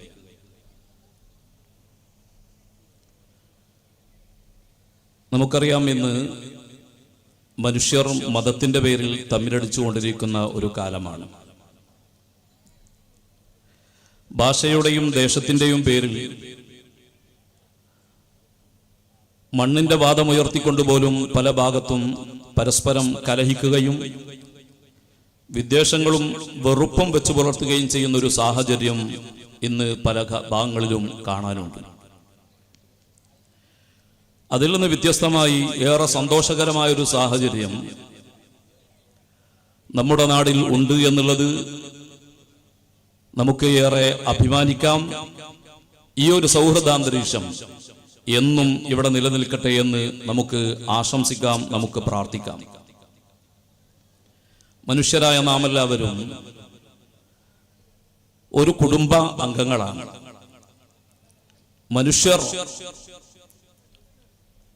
ഈ മനുഷ്യത്വമാണ് നമ്മെ പരസ്പരം ബന്ധിപ്പിക്കുന്നത്. ഞാനിവിടെ വിശുദ്ധ ഖുർആനിന്റെ ഒരു സൂക്തം ഞാനിവിടെ ഓർമ്മപ്പെടുത്തുകയാണ്. യാ അയ്യുഹന്നാസു ഇന്നാ ഖലഖനാകും മിൻ ദക്കരിൻ വ ഉൻസ വജഅൽനാകും ശുഊബൻ വ ഖബാഇൽ. വിശുദ്ധ ഖുർആൻ പറയുന്നത്, മനുഷ്യരായ നിങ്ങളെ മുഴുവനും പടച്ചത്, സൃഷ്ടിച്ചത് ഒരു ആണിൽ നിന്നും ഒരു പെണ്ണിൽ നിന്നുമാണ്, ആദം ഹവ്വ. പിന്നീട് നിങ്ങളെ പല ഗോത്രങ്ങളും പല വിഭാഗങ്ങളുമാക്കി ഈ രൂപത്തിൽ ക്രമീകരിച്ചത് അത് നിങ്ങളെ പരസ്പരം അറിയാനും പരസ്പരം മനസ്സിലാക്കാനും വേണ്ടിയാണ്. ഈ ഒരർത്ഥത്തിൽ നാം എല്ലാവരും ഒരൊറ്റ കുടുംബ അംഗങ്ങളാണ്. ഒരു കുടുംബം എന്ന് പറയുമ്പോൾ എപ്പോഴാണ് ഒരു സന്തുഷ്ട കുടുംബമായി മാറുന്നത്? പരസ്പരം സൗഹാർദ്ദം കൈമാറുമ്പോഴാണ്. പരസ്പരം സ്നേഹത്തോടെ, ഇണക്കത്തോടെ, കൊടുത്തും വാങ്ങിയും പരസ്പരം ഒന്നിച്ചു പാർത്തും ഈ രൂപത്തിൽ പരസ്പരം സൗഹാർദ്ദത്തോടെ ജീവിക്കുമ്പോഴാണ് ഒരു കുടുംബം സന്തുഷ്ട കുടുംബമായി മാറുന്നത്. ആ ഒരു അർത്ഥത്തിലേക്ക് മനുഷ്യവിഭാഗങ്ങളായ മുഴുവൻ ആളുകളും എത്തിച്ചേരേണ്ടതുണ്ട്. നമുക്കറിയാമല്ലോ, മനുഷ്യൻ എന്ന് പറയുമ്പോൾ യഥാർത്ഥത്തിൽ ഒരു നല്ല മനുഷ്യനാകുന്നത് എപ്പോഴാണ്? ഒരു മനുഷ്യന്റെ രൂപമുണ്ടായതുകൊണ്ട് നാം മനുഷ്യൻ എന്നവരെ പറയുമെങ്കിൽ പോലും യഥാർത്ഥത്തിൽ ഒരു നല്ല മനുഷ്യനാകുന്നത് അവനിൽ മനുഷ്യത്വം അത് പൂത്തുലയുമ്പോഴാണ്. മാനവിക മൂല്യങ്ങൾ അവൻ ഉയർത്തിപ്പിടിക്കുമ്പോഴാണ്. മാനവിക മൂല്യങ്ങൾ മനുഷ്യത്വത്തിന് ഒരു വിലയും കൽപ്പിക്കപ്പെടാതെ പോകുമ്പോൾ കോലത്തിലും രൂപത്തിലും അവനെ മനുഷ്യൻ എന്ന് മുക്കി വിളിക്കാമെങ്കിൽ പോലും യഥാർത്ഥത്തിൽ അവൻ ഒരു നല്ല മനുഷ്യനല്ല. മനുഷ്യത്വം ഉള്ളവരാണ് യഥാർത്ഥത്തിൽ നല്ല മനുഷ്യന്മാർ. ഈ മനുഷ്യത്വത്തിന്റെ ഏറ്റവും വലിയ അടയാളങ്ങളാണ് സ്നേഹം, സൗഹൃദം, വാത്സല്യം, സഹിഷ്ണുത. ഇതൊക്കെ മനുഷ്യത്വത്തിന്റെ ഏറ്റവും വലിയ അടയാളങ്ങളാണ്. പ്രവാചകൻ സല്ലല്ലാഹു അലൈഹി വസല്ലമ തങ്ങളുടെ ഒരു വചനമുണ്ട്. ദൈവം മനുഷ്യരെ നിരീക്ഷിച്ചുകൊണ്ടിരിക്കുകയാണ്, അവരെ എപ്പോഴും വീക്ഷിച്ചുകൊണ്ടിരിക്കുകയാണ്. പക്ഷേ ദൈവം നോക്കുന്നത് കേവലം മനുഷ്യന്റെ രൂപത്തിലേക്കോ അവന്റെ വസ്ത്രധാരണ രീതിയിലൊക്കെ അല്ല, മറിച്ച് ദൈവം നോക്കുന്ന അവന്റെ ഹൃദയത്തിലേക്കാണ്, മനസ്സിന്റെ അകത്തളങ്ങിലേക്കാണ് എന്ന് പ്രവാചകൻ പഠിപ്പിച്ചത് ഞാൻ ഈ അവസരത്തിൽ സ്മരിക്കുകയാണ്. ഇത് കേവലം ഇസ്ലാം മതത്തിന്റെ മാത്രം ആശയങ്ങളല്ല. ക്രൈസ്തവ മതമാണെങ്കിലും ഹൈന്ദവ മതമാണെങ്കിലും എല്ലാ മതങ്ങളും പഠിപ്പിക്കുന്നത് ഈ ഒരു കാരുണ്യത്തിന്റെയും സ്നേഹത്തിന്റെയും സുന്ദരമായ ആശയങ്ങളാണ്. പലപ്പോഴും പല ചർച്ചുകളുടെയും മുമ്പിലൂടെ യാത്ര പോകുമ്പോൾ ആ ചർച്ചുകളുടെ ചുമരിൽ കൊത്തിവെക്കപ്പെട്ട, എഴുതി വെക്കപ്പെട്ട ബൈബിളിലെ പല വചനങ്ങളും ഞാൻ വായിക്കാറുണ്ട്. അത് സ്നേഹത്തിന്റെ വചനങ്ങളാണ്, കാരുണ്യത്തിന്റെ വചനങ്ങളാണ്. എപ്പോഴും പരസ്പരം സ്നേഹമുള്ളവരും കാരുണ്യം പരസ്പരം കൈമാറുന്നവരുമാകണമെന്ന വളരെ വ്യക്തമായ വചനങ്ങൾ. അത് ആ മതം ഈ സമൂഹത്തിന്റെ മുമ്പിൽ വിഭാവനം ചെയ്യുന്ന സുന്ദരമായ ആശയത്തെയാണ് സൂചിപ്പിക്കുന്നത്. ഹൈന്ദവ മതമാണെങ്കിലും നമുക്കറിയാം, അവരുടെ ദേവഗ്രന്ഥങ്ങളിൽ നോക്കിയാൽ നമുക്ക് ഇത്തരം സുന്ദരമായ ആശയങ്ങളെ വായിച്ചെടുക്കാൻ നമുക്ക് സാധിക്കും. ഇവിടെയാണ് മനുഷ്യൻ മനുഷ്യനാകണം. ആ മനുഷ്യത്വം ഉയർത്തിപ്പിടിച്ചുകൊണ്ട് ഓരോ ആളുകൾക്കും ഇവിടെ ജീവിക്കാൻ കഴിഞ്ഞാൽ നമുക്ക് നല്ല ഒരു ഭാവി നമ്മുടെ രാജ്യത്ത് ഉണ്ടാക്കിയെടുക്കാൻ കഴിയും. പലപ്പോഴും പല കാരണങ്ങളാലും മനുഷ്യത്വം മറന്നുപോകുന്ന മനുഷ്യന്മാർ ഭൂമി ലോകത്തുണ്ട് എന്നുള്ളത് ഭൂമിയുടെ ഒരു ശാപമാണ്. ഏതോ ഒരു തത്വചിന്തകൻ നട്ടുച്ച സമയത്ത് ഒരു റാന്തലും പിടിച്ചുകൊണ്ട് ഒരു ടൗണിന്റെ തെരുവീതികളിലൂടെ ഇങ്ങനെ നടന്നു പോകുന്നത് കണ്ടപ്പോൾ ജനങ്ങൾ ചോദിക്കുന്നു, അല്ല നിങ്ങൾക്ക് ഭ്രാന്താണോ? സൂര്യൻ നട്ടുച്ച നേരത്ത് സൂര്യപ്രകാശം കൃത്യമായി ലഭിക്കുന്ന ഒരു സമയമാണ്. ഈ സമയത്ത് നിങ്ങൾ എന്തിനാണ് രാത്രി സാധാരണ ഇരുട്ടിൽ നടക്കുമ്പോൾ കൊണ്ട് നടക്കാറുള്ളത് പോലെ റാന്തൽ പിടിച്ച് നടക്കുന്ന എന്തിനാണ്? അദ്ദേഹം പറഞ്ഞത്, ഞാൻ മനുഷ്യന്മാരെ തിരയുകയാണ് എന്ന്. അഥവാ ചുറ്റുവട്ടത്തുള്ള ആളുകളൊന്നും മനുഷ്യരല്ല എന്നാണോ? അദ്ദേഹത്തിന്റെ നിരീക്ഷണത്തിൽ അദ്ദേഹം പറയുന്നു, മനുഷ്യത്വമുള്ളവരെ അല്ലേ മനുഷ്യർ എന്ന് വിളിക്കാൻ സാധിക്കുകയുള്ളൂ. അതുകൊണ്ട് തന്നെ അങ്ങനെയുള്ള മനുഷ്യരെ തിരയുകയാണ്, അതാണ് ഞാൻ ഈ നട്ടുച്ച സമയത്തും റാന്തലുമായി നടക്കുന്നത് എന്ന് അദ്ദേഹം പറഞ്ഞുവെങ്കിൽ തീർച്ചയായിട്ടും അതിൽ വലിയ അർത്ഥങ്ങൾ ഉൾക്കൊള്ളുന്നുണ്ട്. ഇവിടെ പ്രിയപ്പെട്ടവരെ, ഞാൻ ദീർഘിപ്പിക്കുന്നില്ല. നമ്മുടെ രാജ്യം നമുക്കറിയാം ബഹുസ്വരതക്ക് പേരുകേട്ട രാജ്യമാണ്. നമ്മുടെ ഭരണഘടന പോലും ബഹുസ്വരത അത് നമുക്ക് അനുവദിച്ചു തരുന്നുണ്ട്.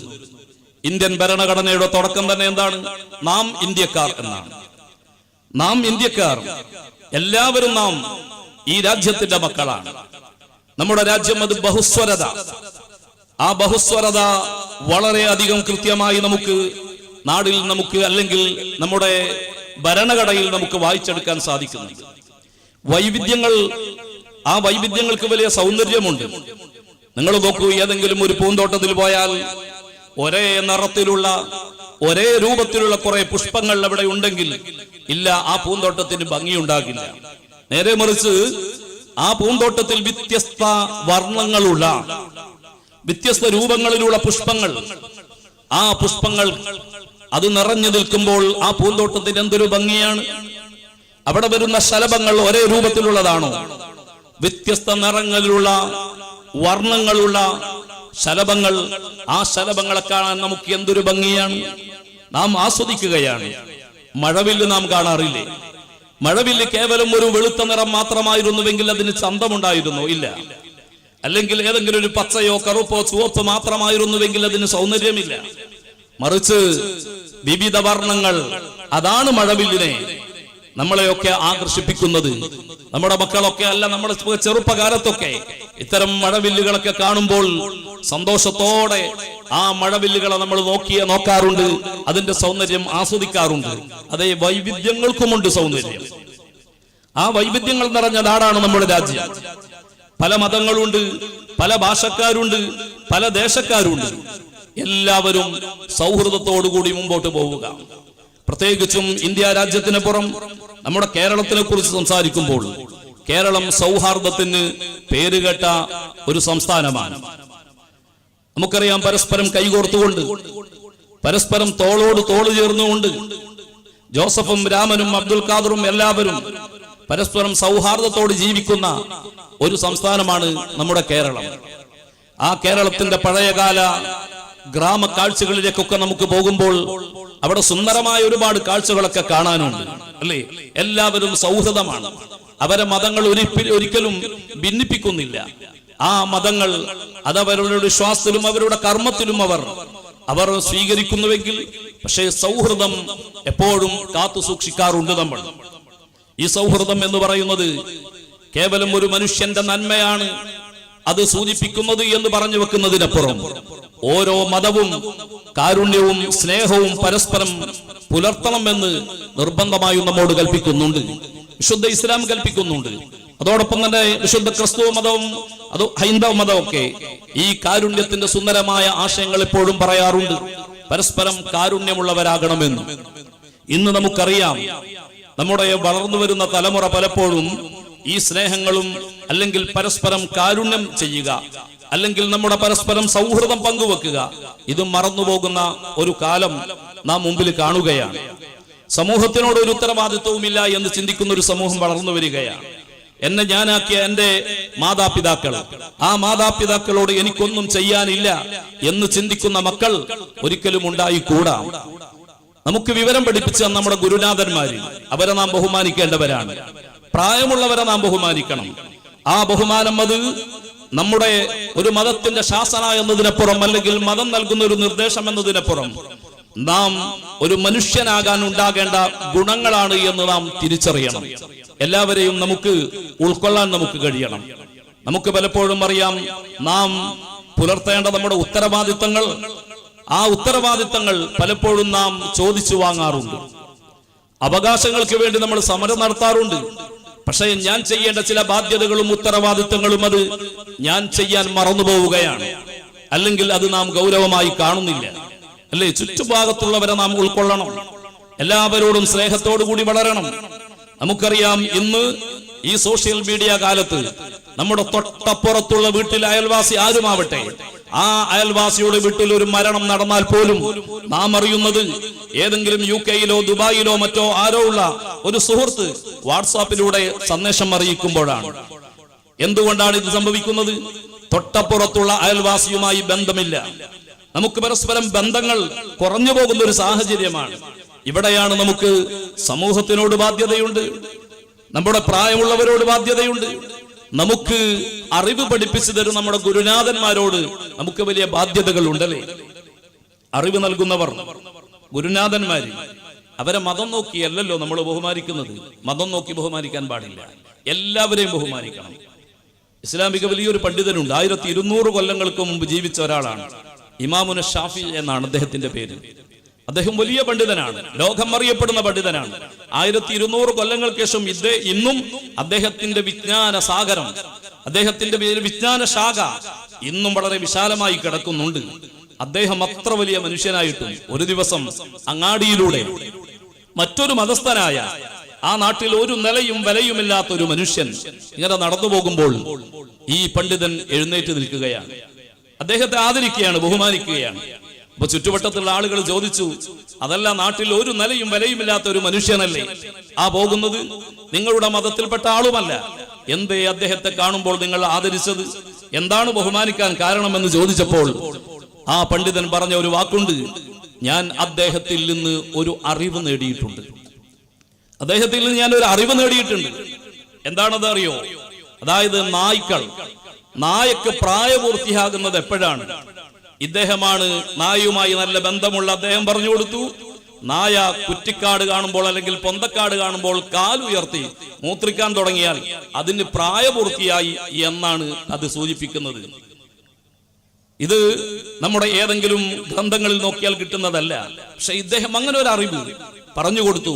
ആ ഒരു അറിവ് നൽകിയതിന്റെ അടിസ്ഥാനത്തിൽ ഈ വലിയ പണ്ഡിതൻ, ലോകം അറിയപ്പെടുന്ന പണ്ഡിതൻ, അദ്ദേഹം ഈ മനുഷ്യനെ കാണുമ്പോൾ എഴുന്നേറ്റ് നിന്ന് ആദരിക്കുകയാണ്.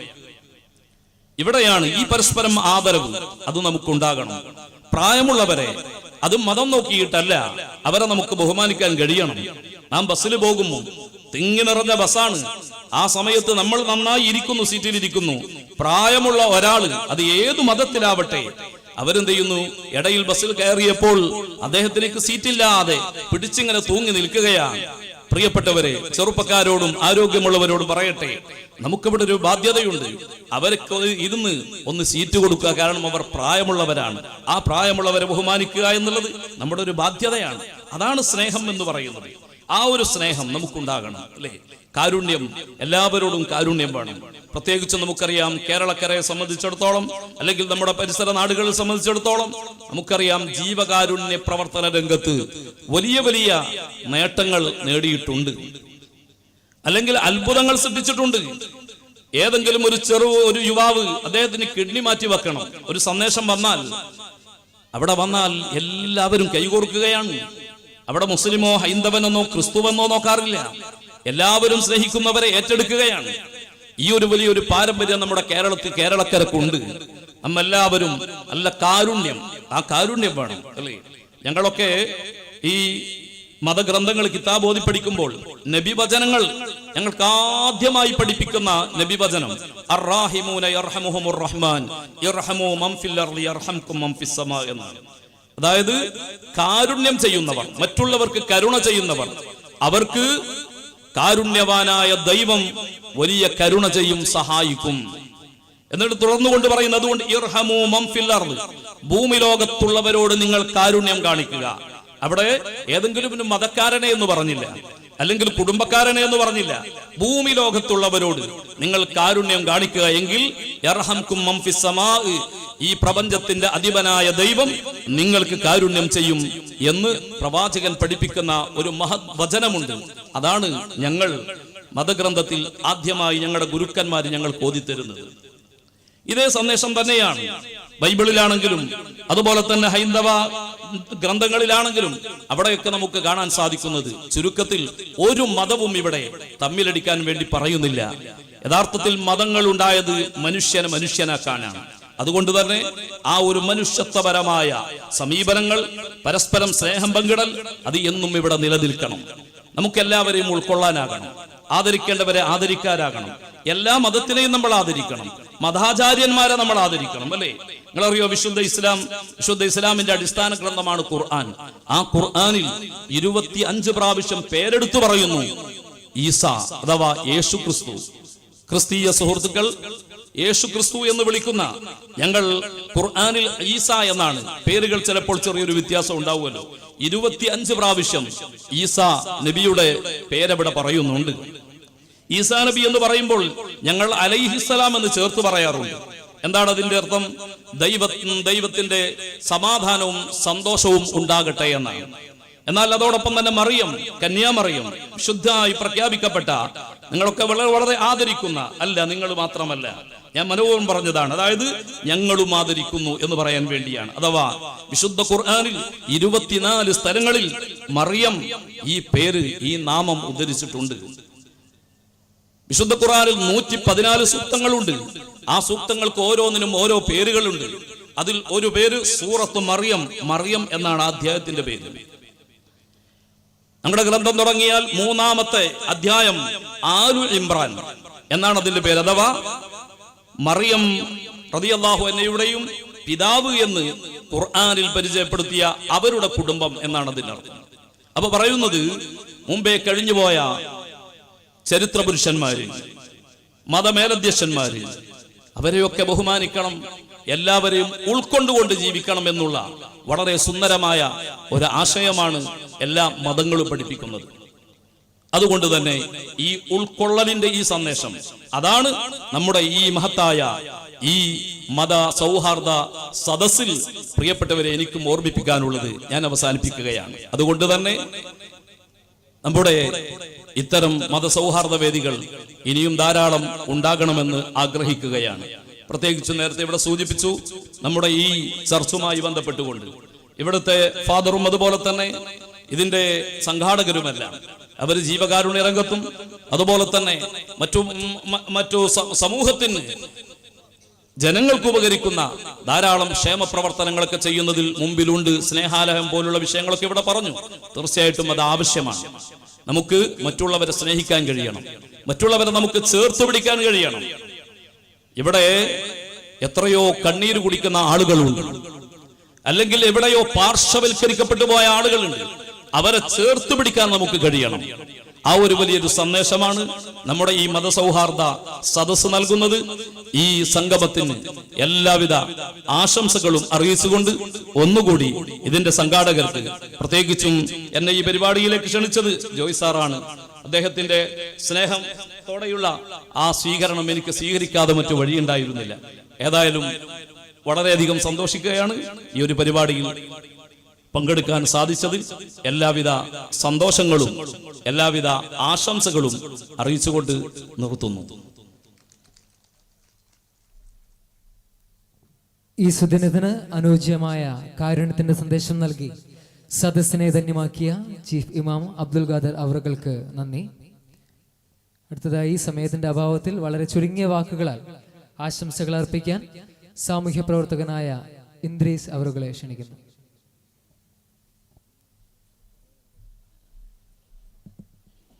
എല്ലാവർക്കും നമസ്കാരം. ആദ്യമായി ഈ മതസൗഹാർദ്ദ പരിപാടി സംഘടിപ്പിച്ച എല്ലാമായ ഈ പള്ളിൻ്റെ അച്ഛൻ വേണ്ടി ഞാൻ എൻ്റെ അഭിനന്ദനങ്ങൾ ഞാൻ അറിയിച്ചു കൊള്ളുന്നു. അതേപോലെ എൻ്റെ മുമ്പിലിരിക്കുന്ന നിങ്ങൾക്കും എൻ്റെ എല്ലാ അഭിവാദങ്ങൾ അറിയിച്ചു കൊള്ളുന്നു. ഈ മതസൗഹാർദ്ദ എന്ന പരിപാടി ഇപ്പോൾ കാണാനേ ഇല്ല. അങ്ങനത്തെ ഒരു പരിപാടി ഇപ്പോൾ ആരും മുമ്പിലും എവിടെയും ഒന്ന് കാണാനും ഇല്ല. ഞങ്ങൾക്ക് ഇങ്ങനത്തെ ഒരു സോഷ്യൽ വർക്കിൻ്റെ ഈ സമയത്ത് നിങ്ങൾ വിജു എന്നാൾ വിളിച്ച് പറയുമ്പോൾ എനിക്ക് രണ്ട് വാക്ക് നിങ്ങളോട് പറയാനുണ്ട്, രണ്ട് വാക്ക് നിങ്ങളോട് പറയാനുണ്ട്, അത് അവസരം തരണം പറഞ്ഞപ്പോഴാണ് ഞാൻ 6 മണിക്ക് അച്ഛനെ കണ്ട് അച്ഛൻ്റെ എല്ലാ ആശംസകളും അച്ഛൻ്റെ എല്ലാ നിയമങ്ങളും ഇതാക്കിയിട്ട് 2 വാക്ക് പറഞ്ഞു പോകാൻ പറയുമ്പോൾ പറഞ്ഞേ ഇല്ല, 2 സംസാരിച്ചിട്ട് പോകാൻ വേണ്ടിയാണ് പറഞ്ഞത്. അതുകൊണ്ട് 2 സംസാരമാണ് ഞാൻ സംസാരിക്കുന്നത്. ഈ നമ്മളെ കേരള നാട് എന്ന് പറഞ്ഞാൽ ദൈവത്തിൻ്റെ സ്വന്തം നാടാണ്. അപ്പോൾ പല ആൾക്കാർക്കും എന്നോട് ചോദിക്കാറുണ്ട്, നിനക്ക് മതമില്ലേ, നിനക്ക് ഇതില്ലേ, ജാതി ഇല്ലേ എന്ന്. അപ്പം ഞാനിപ്പോൾ അറിയും, എനിക്ക് ജാതിയുണ്ട്, അത് 2ആണ്. ആ ജാതി 2ആണ്.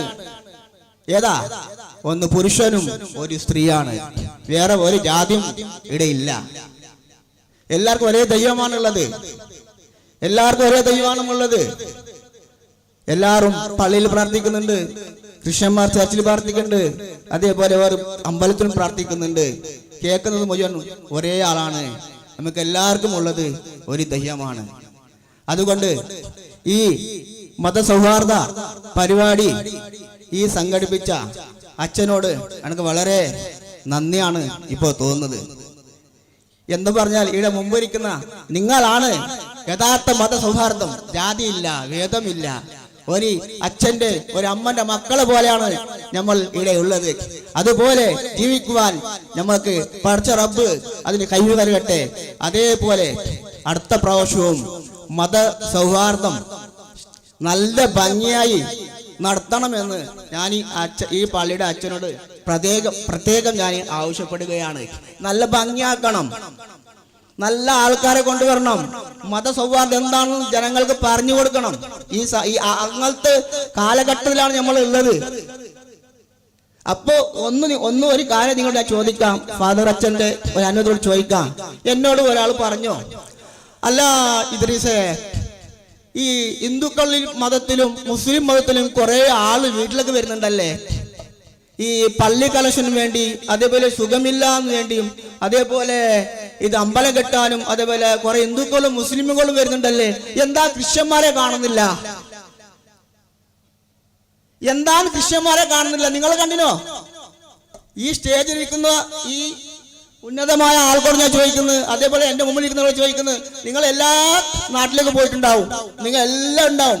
ആരും ഒരു ക്രിസ്ത്യൻ ഒരു ചർച്ചിന്റെ ഫോട്ടോ കൊണ്ടോ അല്ല അമ്മക്ക് സഹായിക്കണോ കല്യാണത്തിന് സഹായിക്കണോ എന്ന് പറഞ്ഞിട്ട് ആരെങ്കിലും വീട്ടിലേക്ക് വന്നിട്ടുണ്ടോ? ഉണ്ടാവില്ല. ഞങ്ങൾക്ക് അത്ഭുതപ്പെട്ട് ഞാൻ വീട്ടിൽ പോയിട്ട് ഉറങ്ങില്ല. ഒരു ദിവസം ഇങ്ങനെ ആലോചിച്ചു, ആ ശരിയാണല്ലോ പറഞ്ഞത്, ഞാൻ എവിടെയെല്ലാം പോയിട്ടുണ്ടായിരുന്നു.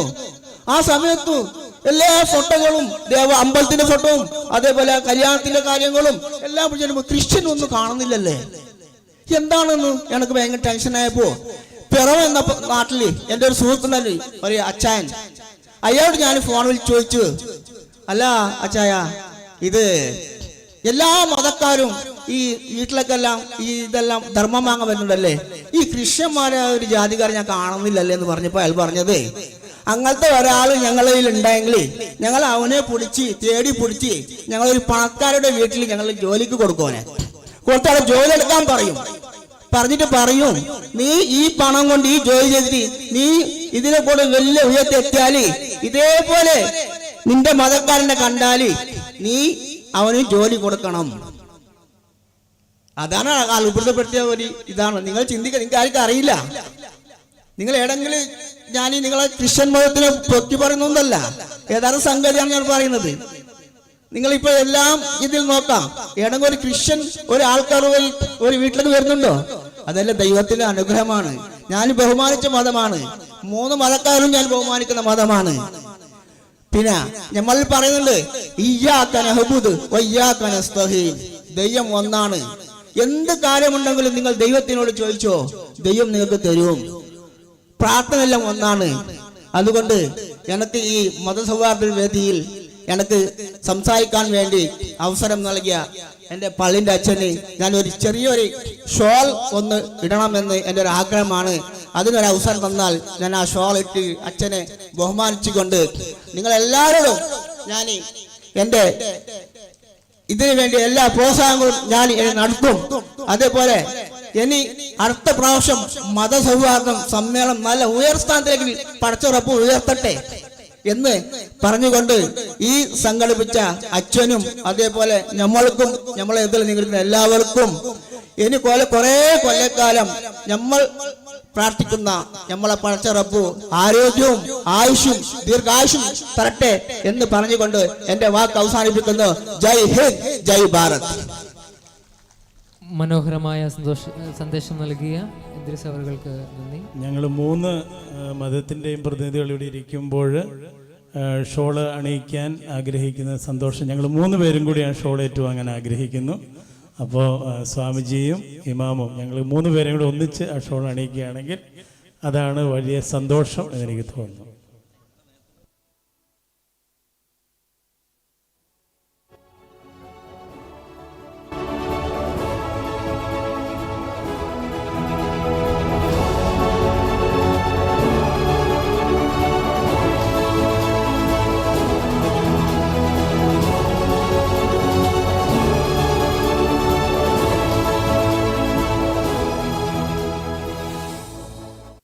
ഒരുപാട് നന്ദി.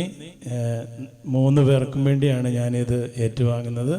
അതുപോലെ തന്നെ ഹുസങ്കടി ഇടവകയിലെ എൻ്റെ പ്രിയപ്പെട്ട ഇടവകാംഗങ്ങൾക്കും അവരും ഈ സന്ധ്യയ്ക്ക് വേണ്ടി ഒരുപാട് അധ്വാനിച്ചിട്ടുണ്ട്. തിരുനാളിൻ്റെ കമ്മിറ്റി അംഗങ്ങളും ഇടവകയിലെ ഓരോ കുടുംബങ്ങളും 45 വീടുകൾ മാത്രമുള്ള ഒരു കൊച്ചു സമൂഹമാണ് നമ്മുടെ സമൂഹം. അതുപോലെ ഇവിടെ ആയിരിക്കുന്ന നിങ്ങൾ ഓരോരുത്തരെയും ദൈവം അനുഗ്രഹിക്കട്ടെ എന്ന് പ്രാർത്ഥിക്കുന്നു. അതുപോലെ തന്നെ ഈ സഹോദരൻ ചെയ്ത ഈ ഒരു നല്ല കാര്യത്തിന് പ്രത്യേകമായിട്ട് നന്ദി പറയുകയും ചെയ്യുന്നു. അടുത്തതായി ഈ മതസൗഹാർദ്ദ സാംസ്കാരിക സദസ്സിൽ നന്ദിയുടെ വാക്കുകളുമായി കടന്നു വരുന്നത് ഇൻഫന്റ് ജീസസ് ചർച്ചിൻ്റെ parish coordinator mister Thomas Panakkal അവറുകളാണ്. അദ്ദേഹത്തെ സ്വാഗതം ചെയ്യുന്നു.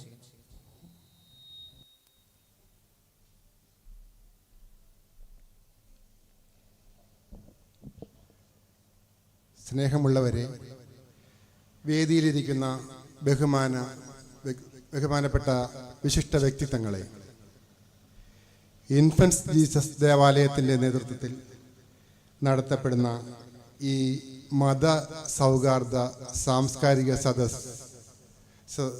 സദസ്സിലേക്ക് ഞങ്ങളുടെ ക്ഷണം സ്വീകരിച്ചെത്തി ഈ സദസ്സിൻ്റെ ഉദ്ഘാടനം നിർവഹിച്ച നമ്മുടെ ബഹുമാനപ്പെട്ട നമ്മുടെ സ്വന്തം MLA AKM അഷ്റഫ് അവറുകൾക്ക് ഞാൻ ഇൻഫൻസ് ജീസസ് ദേവാലയത്തിൻ്റെ പേരിലുള്ള ഹൃദയംഗമമായ നന്ദി രേഖപ്പെടുത്തിക്കൊള്ളുന്നു. ഞങ്ങളുടെ ഇൻഫൻസ് ജീസസ് ദേവാലയത്തിൻ്റെ ഫാദർ വികാർ ലൂയിസ് മരിയാദാസ് മോനാച്ചേരി അച്ഛനാണ് ഈ യോഗത്തിന് അധ്യക്ഷത വഹിച്ചത്. അദ്ദേഹം മനോഹരമായ സംഗീതത്തിലൂടെ മനുഷ്യത്വത്തിൻ്റെ സന്ദേശം ഞങ്ങൾക്ക് നൽകുകയുണ്ടായി. നമ്മൾക്കേവർക്കും അദ്ദേഹത്തിൻ്റെ ആ സംഗീതം ആസ്വദിക്കുവാനും അദ്ദേഹത്തിൻ്റെ സന്ദേശം ശ്രവിക്കുവാനും സാധിച്ചതിൽ വളരെയധികം സന്തോഷമുണ്ട്. ഇൻഫൻസ് ജീസസ് ദേവാലയത്തിൻ്റെ പേരിലുള്ള ഞങ്ങളുടെ ഏവരുടെയും നന്ദി അദ്ദേഹത്തിന് ഈ അവസരത്തിൽ നേർന്നുകൊള്ളുന്നു. അതോടൊപ്പം ഈ മതസൗഹാർദ്ദ സമ്മേളനത്തിന് ആശംസ അർപ്പിക്കുവാൻ ഞങ്ങളുടെ ക്ഷണം സ്വീകരിച്ചെത്തിയ ബഹുമാനപ്പെട്ട മീഞ്ച പഞ്ചായത്ത് പ്രസിഡന്റ് സുന്ദരി ഷെട്ടി അവർക്കും ഇൻഫന്റ് ജീസസ് ദേവാലയത്തിൻ്റെ പേരിലുള്ള ഹൃദയംഗമമായ നന്ദി രേഖപ്പെടുത്തപ്പെടുന്നു. ഈ മതസൗഹാർദ്ദ സമ്മേളനത്തിലേക്ക് ഞങ്ങളുടെ ക്ഷണം സ്വീകരിച്ചെത്തി ഞങ്ങൾക്കേവർക്കും അതിമനോഹരമായ സന്ദേശം നൽകിയ ബഹുമാനപ്പെട്ട വേദമൂർത്തി ഹരിനാരായണ മയ്യ അവർക്ക് ഇൻഫന്റ് ജീസസ് ദേവാലയത്തിൻ്റെ പേരിലുള്ള നന്ദി ഹൃദയംഗമമായി രേഖപ്പെടുത്തിക്കൊള്ളുന്നു. മനുഷ്യ ജീവിതത്തിൻ്റെ ദൈനംദിന കർമ്മങ്ങളിൽ എപ്രകാരമാണ് മനുഷ്യത്വത്തിൻ്റെ സന്ദേശം നാം ഓരോരുത്തരും പ്രാവർത്തികമാക്കേണ്ടതെന്ന് അദ്ദേഹം നമ്മെ ഓർമ്മിപ്പിക്കുകയുണ്ടായി. അതോടൊപ്പം ഞങ്ങളുടെ ക്ഷണം സ്വീകരിച്ചെത്തി ഈ സൗഹാർദ്ദ സമ്മേളനത്തിൽ എത്തിച്ചേർന്ന ഏവർക്കും അതിമനോഹരമായ സന്ദേശം നൽകിയ ബഹുമാനപ്പെട്ട ചീഫ് ഇമാം അബ്ദുൽ ഖാദർ സാക്കി ഫി അവർകൾ, അങ്ങാടിമുഖർ ജുമാ മസ്ജിദിലുള്ള ജുമാ മസ്ജിദിൽ വന്ന അദ്ദേഹത്തിനും ഇൻഫന്റ് ജീസസ് ദേവാലയത്തിൻ്റെ പേരിലുള്ള ഹൃദയംഗമമായ നന്ദി രേഖപ്പെടുത്തിക്കൊള്ളുന്നു. അതുപോലെ തന്നെ ഈ യോഗത്തിലെത്തി ആശംസ അറിയിച്ച ശ്രീ ഇന്ദ്രീസ് മഞ്ചേശ്വരത്തിനും ഈ യോഗത്തിൻ്റെ പേരിലുള്ള നന്ദി രേഖപ്പെടുത്തിക്കൊള്ളുന്നു. ഈ യോഗത്തിന് എത്തിച്ചേർന്ന എല്ലാ മഹത് വ്യക്തിത്വങ്ങൾക്കും അത്യുജ്വലമായ ഒരു വെൽക്കം സ്പീച്ച് നടത്തിയ ബഹുമാനപ്പെട്ട ഞങ്ങളുടെ തിരുനാൾ കൺവീനർ മിസ്റ്റർ ജോയി വെട്ടിക്ക അവർക്കും ഈ ഇൻഫന്റ് ജീസസ് ദേവാലയത്തിൻ്റെ പേരിലുള്ള നന്ദി രേഖപ്പെടുത്തിക്കൊള്ളുന്നു. ഈ യോഗത്തിൽ പങ്കെടുക്കുന്ന വിവിധ ചർച്ചകളിൽ നിന്ന് എത്തിച്ചേർന്നിട്ടുള്ള സിസ്റ്റേഴ്സ്, അതുപോലെ മറ്റ് മത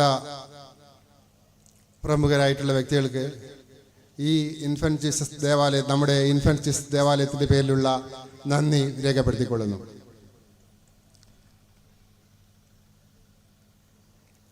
അതുപോലെ നമ്മുടെ ഇവിടെ സന്നിഹിതനായിരുന്ന ജോസഫ് കാസ്റ്റ അവറുകൾ, സ്നേഹാലയ ഡയറക്ടർ, അവർക്കും ഈ അവസരത്തിൽ ഞാൻ ഇൻഫന്റ് ജീസസ് ദേവാലയത്തിൻ്റെ പേരിലുള്ള നന്ദി രേഖപ്പെടുത്തിക്കൊള്ളുന്നു.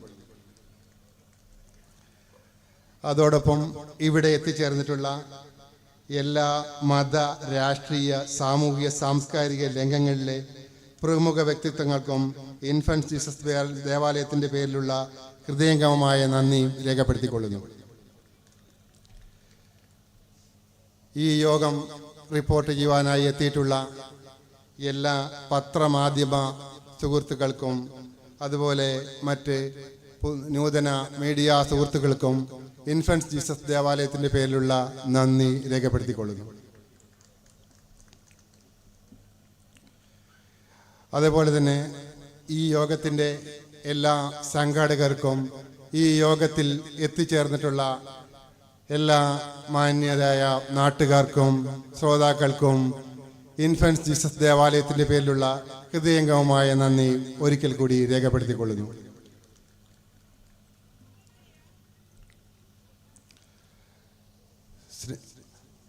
ഈ യോഗത്തിൽ നാം എല്ലാവരും കേട്ട ഒരു സന്ദേശം ലോകാസമസ്ത സുഖനോ ഭവന്തു എന്ന് എല്ലാവരും ഊന്നി പറയുകയുണ്ടായി. ഏതായാലും വളരെ മനോഹരമായി നമുക്ക് ഈ മതസൗഹാർദ്ദ സമ്മേളനത്തിൽ പങ്കെടുത്ത് പ്രസംഗിച്ച എല്ലാവർക്കും ഈ മാന്യ ശ്രോതാക്കൾക്കും ഒരിക്കൽ കൂടി ഹൃദയംഗമമായ നന്ദി രേഖപ്പെടുത്തിക്കൊണ്ട് നിർത്തുന്നു. നന്ദി, നമസ്കാരം. ലോകം മുഴുവൻ ശാന്തി നിറയാൻ, സമാധാനം പുലരാൻ സ്നേഹദീപങ്ങൾ തെളിയട്ടെ. എല്ലാ കരങ്ങളും മനുഷ്യത്വം ആദർശമാക്കി സാഹോദര്യം പാരമ്യമാക്കി ജീവിക്കാൻ ഇടയാകട്ടെ എന്ന ആശംസയോടെ നന്ദി.